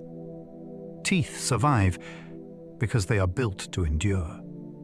In plague research, that endurance allows modern science to listen to biological whispers left behind when written testimony is absent. Plague research has rewritten parts of medieval history. New scientific methods have changed old assumptions. Historians once relied mainly on chronicles, tax records, wills, parish documents, and later interpretations. Those sources remain essential, but archaeology and genetics now add evidence from bodies, landscapes, and microbes. This has refined timelines, challenged theories, and revealed the wider movement of plague across regions. In some cases, genetic discoveries have suggested links between outbreaks that written records did not clearly connect. In others, burial evidence has shown that communities responded with more organization than stereotypes suggest. The result is a richer picture of the pandemic. It is no longer only a story of helpless medieval people facing mysterious death. It is also a story that can be studied through climate patterns, animal ecology, trade structures, skeletal stress, and pathogen evolution. Each new method opens another door. The Black Death remains a medieval event, but our understanding of it is being shaped by some of the most modern tools available. The Black Death did not strike every region equally. The pandemic was vast, but it was not uniform. Some places suffered catastrophic losses, while others seem to have endured less severe mortality. Many factors could shape the outcome. Population density mattered. Trade connections mattered. Local timing mattered. Patterns of movement, housing, nutrition, climate, and government response could all influence exposure and survival. Records are uneven, so certainty is difficult, but the variation itself is clear. This unevenness is important because it prevents us from imagining the Black Death as one identical experience everywhere. A merchant city, a mountain village, a farming district, and a remote island did not face the same risk in the same way. Even nearby communities could have different stories. For the people living through it, that must have deepened the mystery. Why here and not there? Why one household and not another? Unequal impact made the disease feel not only deadly, but unpredictable. Some European areas were mysteriously less affected than others. Certain regions appear to have escaped the worst of the first wave, or at least suffered less than surrounding areas. Historians still debate why. Geography may explain some cases, especially where mountains, distance, or limited trade reduced contact. Local settlement patterns may also have mattered. A region with fewer large towns or less intense movement might have experienced slower spread. Timing could be decisive too. If the disease arrived in a season less favorable to transmission, the outcome might differ. Yet, not every exception has a neat answer. Gaps in records can confuse the picture, and later population changes are not always easy to interpret. This uncertainty makes the subject more intriguing, not less. The Black Death was not a simple wave washing evenly across a map. It behaved like a disaster shaped by countless local conditions. The less affected areas remind us that pandemics are made of patterns, but also of exceptions. Rural communities sometimes suffered as severely as towns. It is tempting to think the countryside was safer because people lived farther apart. Sometimes that distance helped. Yet rural life had its own vulnerabilities. Villages shared tools, ovens, wells, churches, mills, and seasonal labor. Families often lived close to animals and stored food near the home. Markets connected rural producers to towns, while priests, traders, messengers, and laborers moved between settlements. Once plague entered a village, there might be fewer caregivers and fewer replacements for essential work. A small population could be transformed by the loss of only a few households. The emotional effect may have been even more intimate than in a city, because everyone knew the dead by name. Rural suffering also left quieter records, which can make it less visible to history. But deserted farms, abandoned fields, and manorial documents show that the countryside was deeply affected. The plague did not belong only to crowded streets. It reached lanes, barns, and isolated homes. Remote villages could be devastated once plague arrived. Distance might delay an outbreak, but it could not always prevent one. A remote settlement still needed contact with the wider world. People traveled for marriage, trade, legal obligations, seasonal work, or religious duties. A single arrival could be enough to begin a chain of illness. Once the disease took hold, isolation could become a trap rather than a shield. Help was farther away. Medical knowledge was limited. Labor was scarce. If key adults died, animals might go untended and fields might fail. The village's small size made each death structurally important. Losing a blacksmith, miller, priest, or experienced farmer could damage the whole community. Remote devastation is one of the most sobering aspects of the pandemic because it shows that safety was never guaranteed by quiet surroundings. A place could sit beyond the busiest roads and still be drawn into the catastrophe. When plague finally crossed the distance, it could consume the little world it found. Survivors inherited land, tools, homes, and unexpected opportunities. After the first devastation, property changed hands on a scale that reshaped daily life. Death left behind fields, workshops, animals, buildings, clothing, debts, and claims. Surviving relatives might inherit more than they ever expected. In some cases, people who had lived with little security suddenly held land or goods that improved their position. This was not simple good fortune, because every gain was shadowed by grief. Inheritance after plague often meant that parents, siblings, spouses, or children had died. Still, the material consequences were real. A reduced population meant that resources were divided among fewer people. Legal systems had to process sudden transfers. Disputes arose when family lines were broken or unclear. Widows, orphans, and distant kin could become central figures in local property stories.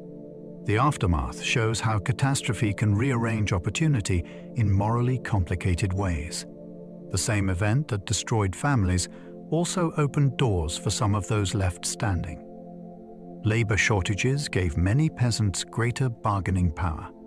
Before the plague, many peasants lived under heavy obligations to landlords. They owed labor, rent, dues, and obedience, shaped by local custom. After the mortality, the balance shifted. There were fewer workers to plow fields, repair buildings, tend animals, harvest crops, and perform skilled tasks. Lords still needed labor, but peasants had more options. A worker could seek better terms elsewhere, negotiate for wages, or resist old duties with greater confidence. This did not make medieval society suddenly equal. Power remained uneven, and coercion did not vanish. Yet the shortage created leverage where there had been little. The value of ordinary hands rose because survival of estates depended on them. That is one of the most remarkable consequences of the Black Death. A microscopic organism helped alter negotiations between rich and poor. The fields did not cultivate themselves. When workers became scarce, their importance became impossible for landowners to ignore. Wages rose because surviving workers became harder to replace. In many areas, employers had to pay more to attract labor. Harvests still needed gathering. Buildings still needed repair. Cloth still had to be produced. Animals still had to be managed. The old assumption that workers were plentiful no longer held.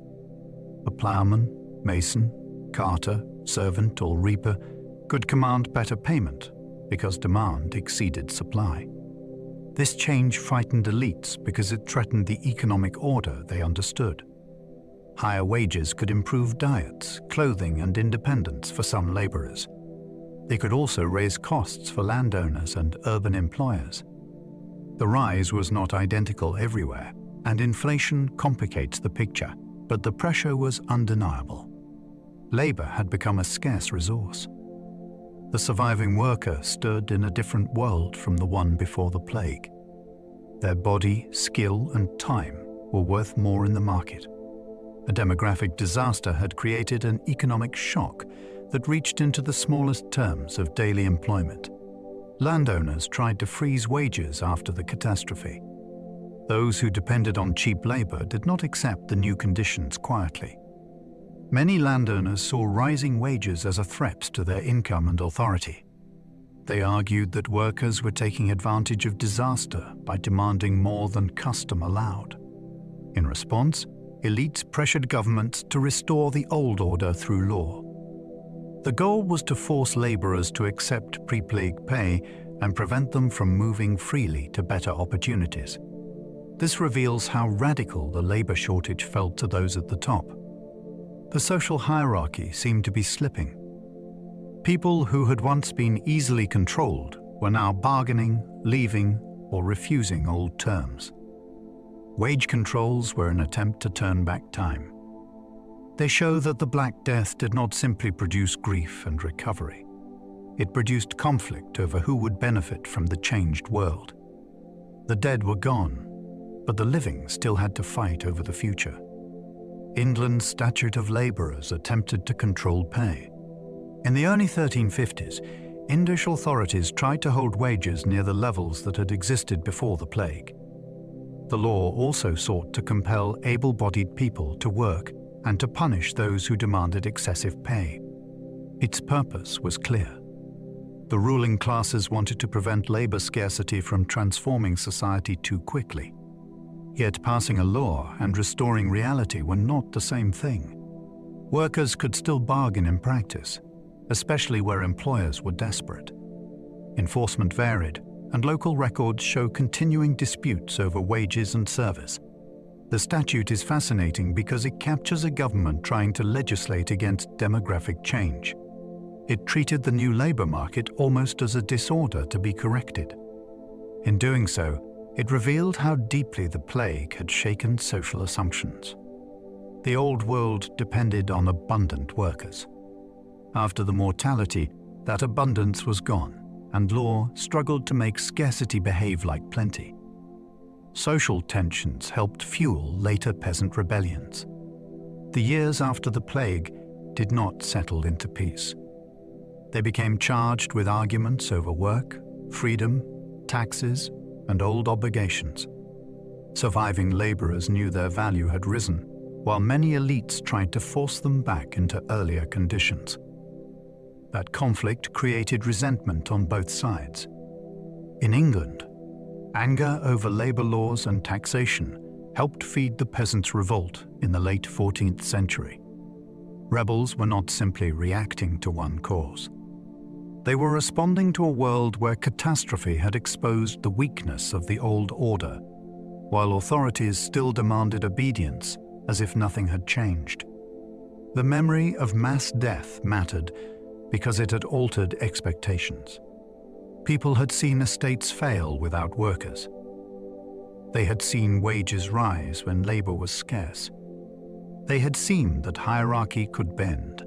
Rebellion grew from many pressures, but the plague helped create the conditions in which ordinary people could imagine pushing back. The plague weakened parts of the feudal order. Feudal society depended on inherited duties, local control, and the assumption that most rural workers had limited choices. The population collapse made that assumption harder to maintain. Lords still owned land, courts still operated, and obligations did not disappear overnight. Yet the practical balance had shifted. A tenant who survived might find abandoned holdings nearby. A worker might leave for another manor where terms were better. A landlord might have to commute labor services into rent because there were not enough hands to enforce older arrangements. The system did not collapse in a single dramatic moment. It loosened unevenly, place by place, bargain by bargain. That slow weakening is what makes the aftermath so important. The plague did not invent social change, but it accelerated pressures already present. Feudal power had rested on people being tied to land and duty. After the mortality, People themselves had become too scarce to be treated as easily replaceable. Farming shifted when there were fewer hands to work. Agriculture is not only soil and weather. It is human labor organized across the seasons. After the plague, many communities had to rethink what could realistically be planted, harvested, and maintained. Grain farming required intensive work at key moments, especially plowing, weeding, reaping, and threshing. With fewer workers available, some land became difficult to manage in the old way. Landholders made practical choices. They focused on the most productive fields, abandoned marginal plots, or changed what the land was used for. This was not a simple story of decline. In some areas, reduced pressure on land improved conditions for survivors. In others, neglect damaged local economies. The countryside was quietly redesigned by absence. Fields that had once needed many hands could no longer demand them. The plague changed agriculture because every furrow depended on people who were no longer there. The landscape itself began to show the mathematics of loss. Some fields returned to pasture after populations collapsed. When there were too few workers to cultivate every acre, grazing became an attractive alternative. Sheep and cattle still needed care, but pasture often required less intensive labor than growing grain. In some regions, land that had once been plowed was allowed to grass over. This changed the look and economy of the countryside. Fences, flocks, herds, and shepherds could replace the older rhythm of crowded harvest work. The shift also affected diets, rents, trade, and village life. A field returning to pasture might seem peaceful, but it could mark the disappearance of households that once worked there. It could also signal a landlord choosing profit with fewer workers. The change was practical, yet deeply historical. Grass growing over former arable land was not only a natural process. It was the visible aftermath of demographic shock. The land adjusted to the living, and the living adjusted to a world with too many empty places. Meat became more common for some surviving Europeans. A smaller population changed the relationship between people and food. With fewer mouths to feed and more land available per person, some survivors gained better access to animal products. In parts of Europe, diets may have included more meat, dairy, or higher quality foods than before. This did not mean everyone ate well, and hunger did not vanish. Class, region, harvests, and household circumstances still mattered. Yet the broad pressure on resources had changed. Livestock raising could expand in areas where fields shifted toward pasture. Wages rising for some workers also improved purchasing power. The result was one of history's strange and uncomfortable contrasts. A catastrophe of death could leave certain survivors with material improvements. Better food did not erase grief, but it did affect health, status, and daily life. The table after the plague could look different because society itself had been rearranged. Even a meal could carry the shadow of the pandemic. Scarcity changed diets as well as economies. The aftermath was not simply about higher wages or abandoned fields. It entered kitchens, markets, and stomachs. Scarcity of labor affected what could be produced, transported, cooked, and sold. Some foods became easier to obtain because fewer people competed for them. Other goods became more expensive because skilled workers, carters, millers, or servants were harder to find. Regional differences were sharp. A town dependent on imported grain might face different pressures from a village surrounded by empty land. Households adapted through substitution, preservation, and changing expectations. What people ate reflected the new balance between labor, land, and money. This matters because diet is intimate history. It tells us how large events entered the body. The Black Death did not remain in chronicles or court laws. It affected the loaf on the table, the ale in the cup, and the meat saved for a feast. Survival had a flavor, and it was shaped by loss. The wool trade grew as land use shifted. Sheep became increasingly important in places where pasture expanded and textile demand remained strong. Wool was a valuable commodity because it fed cloth industries that connected rural producers with urban workshops and international markets. After the plague, landowners looking for income with fewer laborers could find sheep attractive. A flock could turn grass into profit without requiring the same seasonal workforce as grain cultivation. This encouraged changes in land management, especially in regions already suited to wool production. The effect was not identical everywhere, and the wool trade had older roots. Still, the population shock helped strengthen trends that favored pasture and sheep. Behind a piece of medieval cloth lay a transformed landscape. Fewer people in the fields could mean more animals on the hills.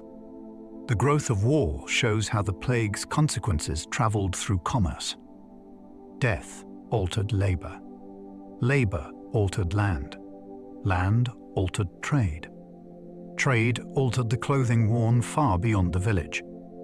Guilds opened doors when skilled workers disappeared. Urban trades relied on training, membership, and controlled access. Guilds protected standards, regulated apprenticeships, and guarded the privileges of masters. When plague killed skilled workers, that system faced pressure. Workshops needed hands. Customers still wanted shoes, barrels, bread, metalwork, cloth, and repairs. If too many trained people had died, strict barriers could become impractical. Some guilds may have admitted new members more readily, shortened pathways, or allowed outsiders to fill gaps. This did not make guilds suddenly open or equal. They remained protective institutions with rules and hierarchies.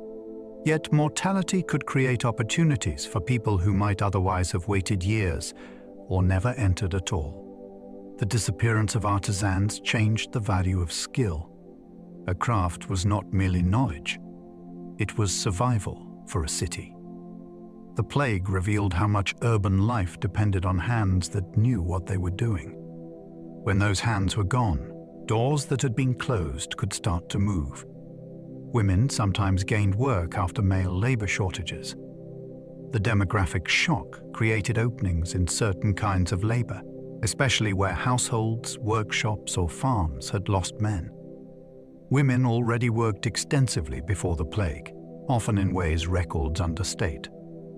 They brewed, spun, sold, served, farmed, managed homes, and assisted trades.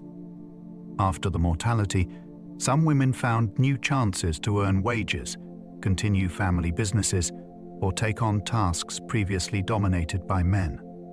Widows could become especially important because they might inherit tools, shops, or responsibilities.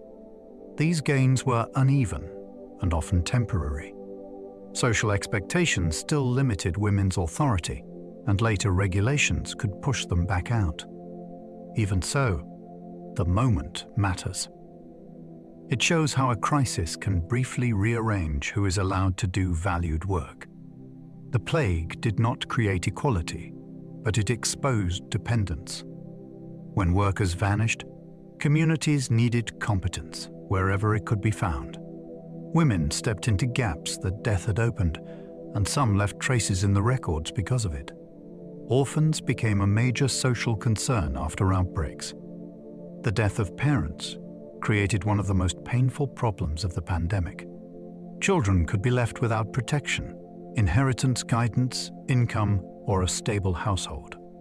Relatives might take them in, but those relatives could also be dead, poor, or overwhelmed. Communities had to decide who would care for the young, who would manage property, and who could arrange apprenticeships or marriages later. Orphans were vulnerable to exploitation because land, goods, and guardianship could attract conflict.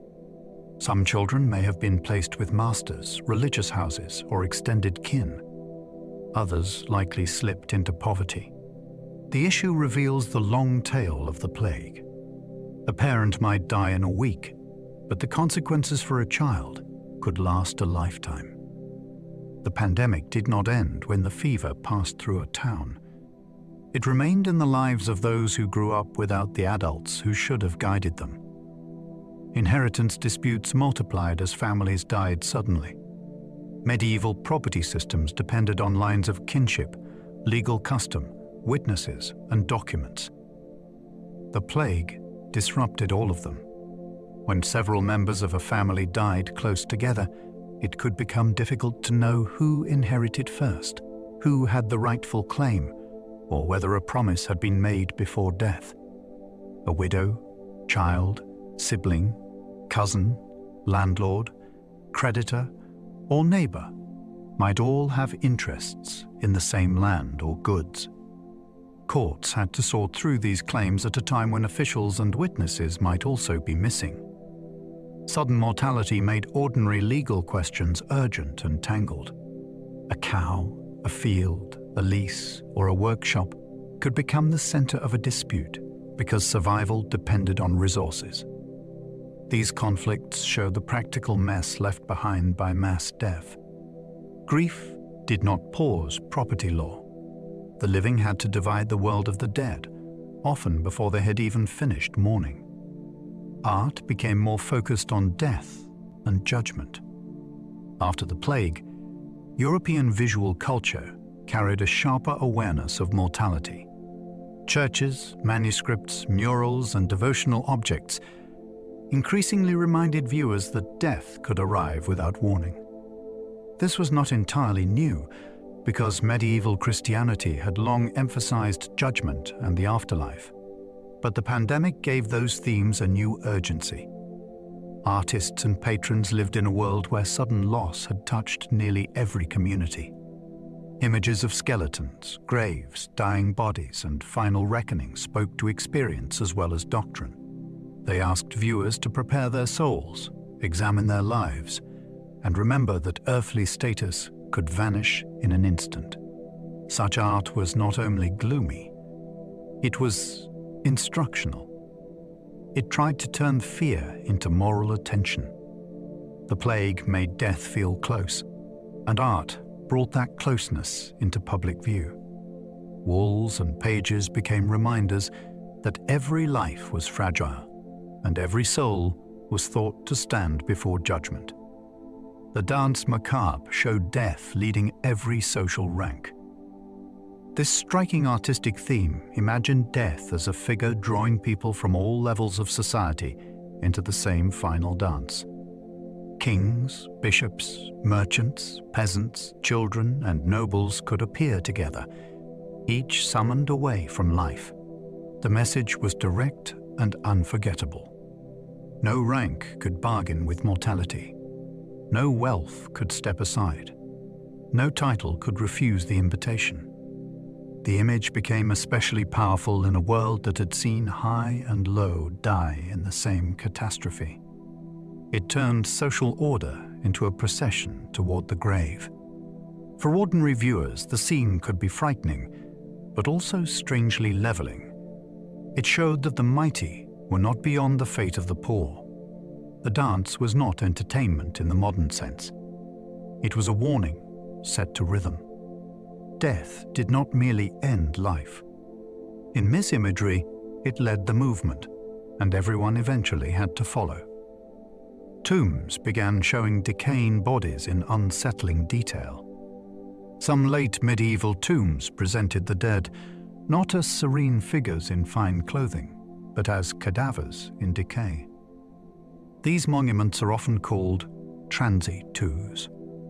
They could show a person's body shrunken, skeletal, or marked by the process of decomposition. For modern eyes, they can seem shocking. For their original audience, they carried a stern spiritual lesson. Earthly beauty, office, and wealth would pass. The body would return to corruption. A soul required attention before that moment came. The popularity of such imagery was connected to broader late medieval concerns with death, humility, and salvation.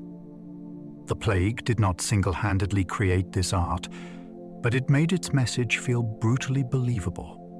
A carved corpse on a tomb told the living not to trust appearances. It showed the future hidden beneath fine fabric and public honor. In stone, the dead instructed the living to remember what no one could escape. Boccaccio framed the Decameron around plague-stricken Florence. Giovanni Boccaccio created one of the most famous literary responses to the pandemic. His work begins with a description of Florence under plague, where ordinary bonds strain under the pressure of fear. Then he imagines a group of young people leaving the city and telling stories to pass the time in retreat. That frame is brilliant because it sets human creativity against catastrophe.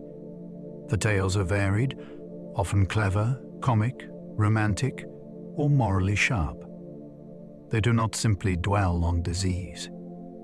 Instead, they show storytelling as a way to preserve wit and social connection when the world outside feels broken.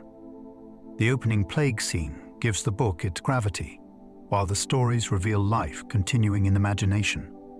Boccaccio's achievement is not only that he recorded horror, he placed human voices beside it. In doing so, he made literature into shelter.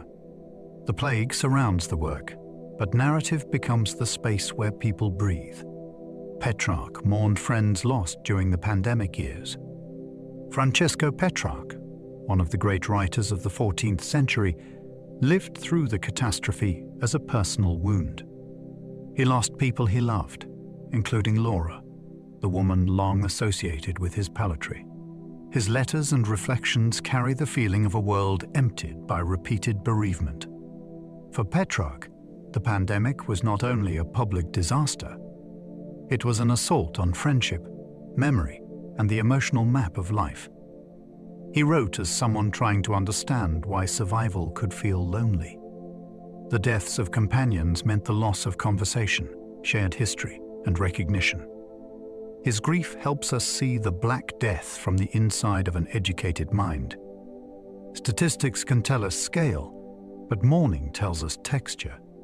Petrarch reminds us that every demographic collapse is made of individual absences. The pandemic changed Europe, but it also changed the private rooms of the heart.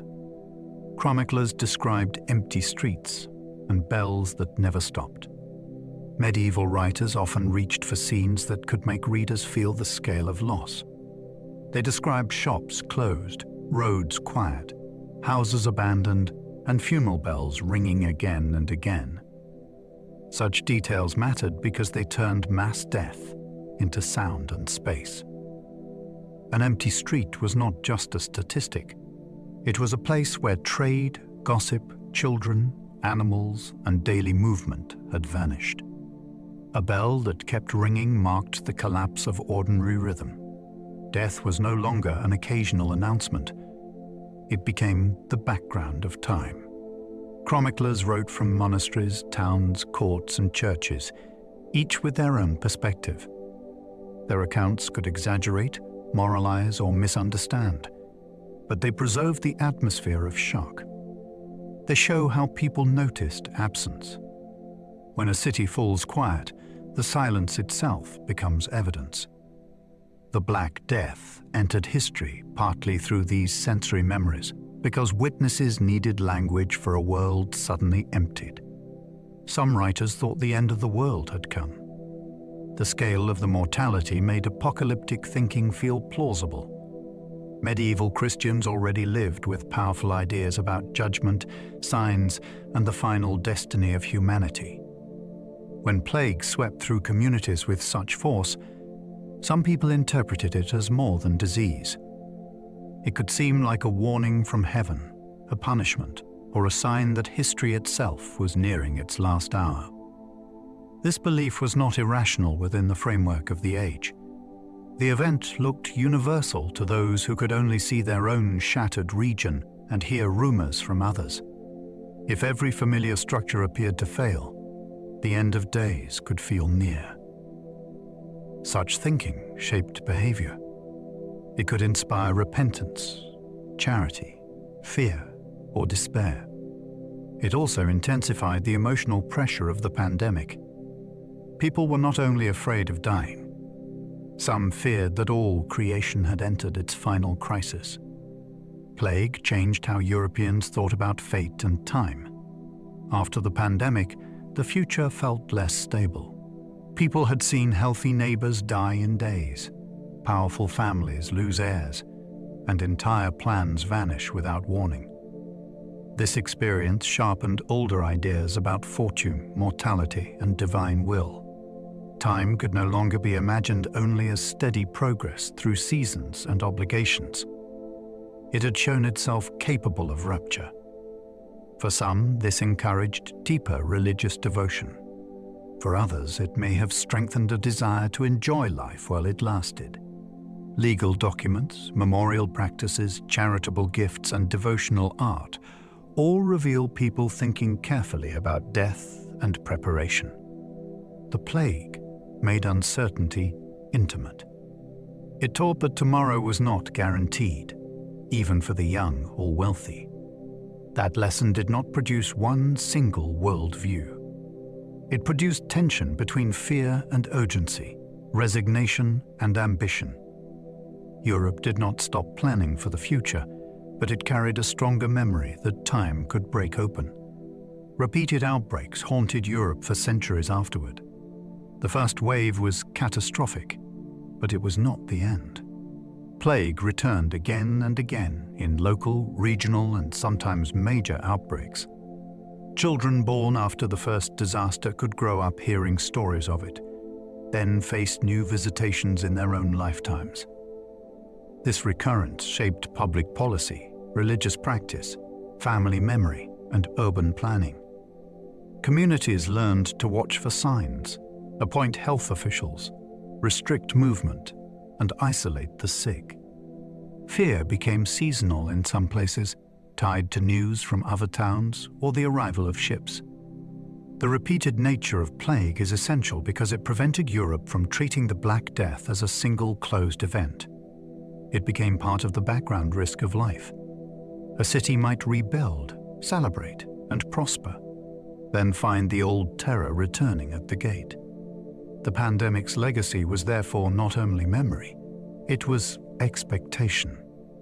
People lived with the knowledge that plague could come back. The first pandemic was not the last plague disaster. The Black Death belongs to what historians often call the second plague pandemic. There had been major plague events before it, and there would be major events after it. This larger pattern matters because it places the 14th century catastrophe inside a much longer relationship between humans and Yersinia pestis. Plague is not a single medieval episode, but a recurring disease shaped by ecology, movement, and social conditions. The first pandemic struck the late ancient world. The second began with the Black Death and continued through later outbreaks. The third emerged in the modern era and spread globally through steamship routes and colonial trade networks. Seeing these waves together changes the story. It shows that plague repeatedly found new ways to exploit connected societies. Each age believed itself different, and each age had its own vulnerabilities. The Black Death was extraordinary, but it was also one chapter in a long history of return. The Justinianic plague struck centuries before the Black Death. In the 6th century, a devastating outbreak hit the Eastern Roman world during the reign of Emperor Justinian. It affected Constantinople and many other regions around the Mediterranean and beyond. Ancient writers describe terrifying mortality, social disruption, and the difficulty of burying the dead. Modern genetic studies have linked that pandemic to Yersinia pestis, showing that the same species of bacterium had caused disaster long before the medieval outbreak. The consequences remain debated. Some historians see it as a major blow to imperial strength, while others caution that societies can adapt in complex ways. Either way, it proves that plague had already shaped history centuries before the Black Death. The disease did not appear from nowhere in the 14th century. It had an earlier imperial chapter, tied to armies, shipping, cities, and grain supply. The Justinianic outbreak reminds us that plague has repeatedly entered the center of power, not only its margins. The third plague pandemic began in the 19th century. In the modern age, plague erupted again on a global scale. Beginning in Asia during the 19th century, it spread through expanding trade networks and reached ports around the world. This pandemic unfolded in a very different scientific setting from the Black Death. Bacteriology was emerging, and researchers eventually identified the organism responsible. Public health authorities began studying rats, fleas, sanitation, and shipping with new intensity. The disease caused major mortality, especially in parts of Asia, but it also led to discoveries that transformed understanding. The connection between rodent fleas and human plague became clearer during this period. The third pandemic shows how old diseases can move through modern systems. Steamships, colonial commerce, and dense port cities gave the bacterium fresh opportunities. At the same time, science finally began to reveal its methods. After centuries of fear, plague was no longer only a mysterious visitation. It became an enemy that could be named, traced, and studied. Modern antibiotics can treat plague when given quickly. Today, plague is still serious, but it is no longer the almost hopeless sentence it often was in medieval Europe. The crucial difference is early recognition and proper treatment. Antibiotics can kill the bacterium, especially when given before the infection has advanced too far. Supportive medical care can also help patients survive complications that would once have been fatal. Diagnosis matters because early symptoms can resemble other illnesses. Health workers in areas where plague exists must consider exposure history, animal contact, flea bites, and local outbreaks. Modern treatment changes the emotional meaning of the disease. What once moved through communities as a terrifying mystery can now be met with laboratory tests and targeted medicine. This does not make plague harmless. Delayed care remains dangerous, and pneumonic cases can be urgent. Yet the contrast with the 14th century is profound. Human knowledge turned a legendary killer into a treatable infection when time is not lost. Plague still survives in animal populations on several continents. The bacterium remains part of natural ecosystems in parts of Africa, Asia, and the Americas. It persists mainly in wildlife cycles involving rodents and fleas. Human cases usually occur when people enter that cycle by accident, through bites, contact with infected animals, or exposure to sick pets that have encountered wildlife. This is why plague has never become only a museum disease. It lives outside human history, in ecological systems that continue whether people pay attention or not. Scientists monitor these reservoirs because animal outbreaks can warn of increased risk. The persistence of plague also teaches humility. A disease that changed medieval Europe did not need medieval conditions to survive. It only needed suitable hosts, vectors, and habitats. Cities may modernize, medicine may improve, and history books may close, but the organism continues in the wild. The Black Death is past. The bacterium itself is not. Prairie dogs can carry plague in North America today. In parts of the western United States, plague circulates among wild rodents, including prairie dogs. These animals live in colonies that can suffer sudden die-offs when infection spreads. Such die-offs are ecologically important because prairie dogs support predators and shape grassland habitats. They also matter for human health because fleas from infected animals may bite other hosts.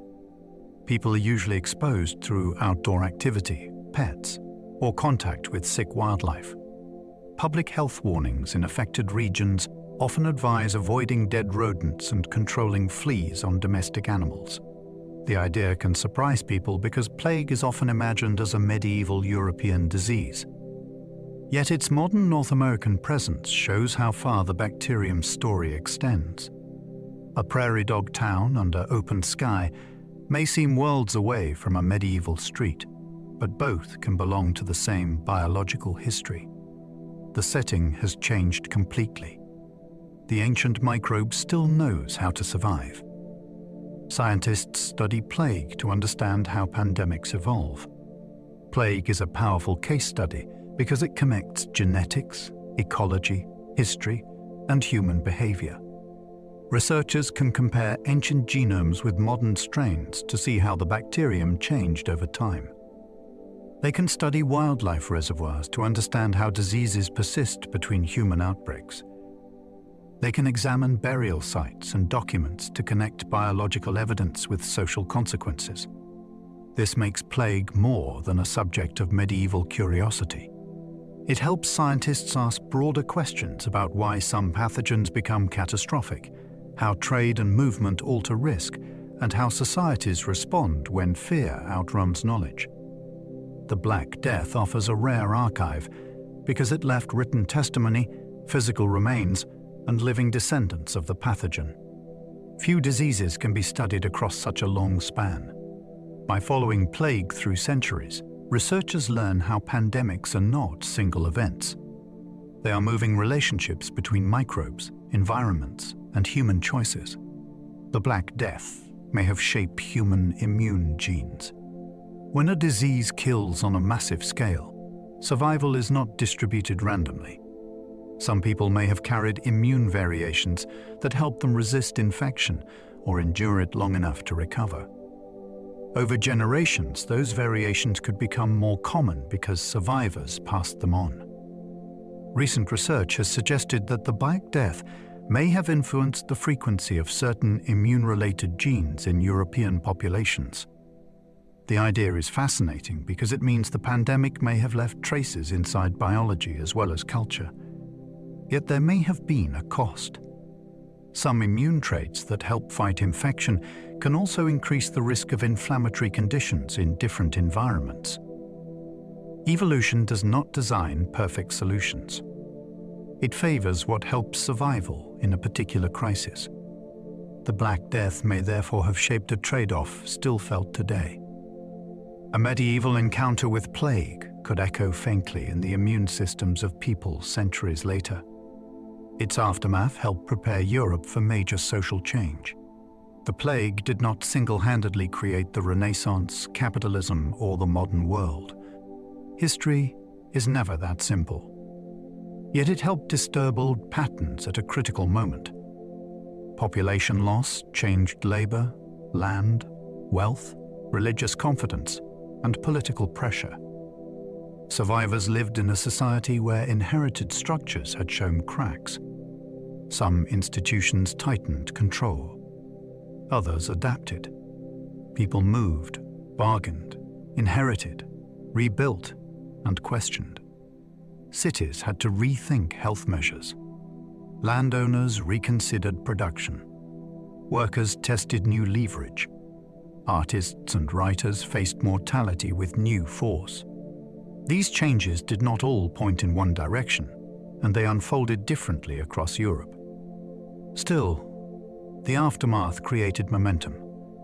A world with fewer people could be more flexible in some ways and more anxious in others. The importance of the Black Death lies partly in that contradiction. It was a tragedy that did not simply end. It became a pressure that helped push Europe toward transformations already waiting beneath the surface. The Black Death remains history's most haunting pandemic warning.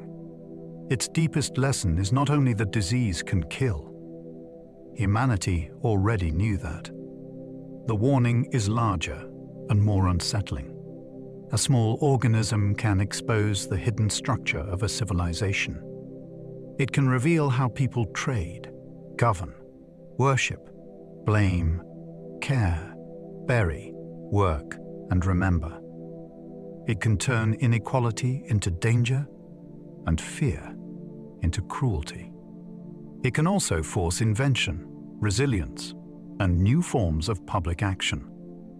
The 14th century pandemic shows how closely human life is tied to animals, environments, movement, and trust. It reminds us that knowledge matters, but so do compassion and clear responsibility. Medieval people faced plague without the tools we have now, yet they still watched, recorded, adapted, and tried to make sense of the impossible. Their experience remains haunting because it feels distant and familiar at the same time. The world has changed beyond recognition, but the central question remains. How does a society behave when fear arrives before understanding? And so, we come to the end of our journey through the Black Death. We have followed a tiny organism as it moved through a world of ships, markets, crowded streets, and distant roads.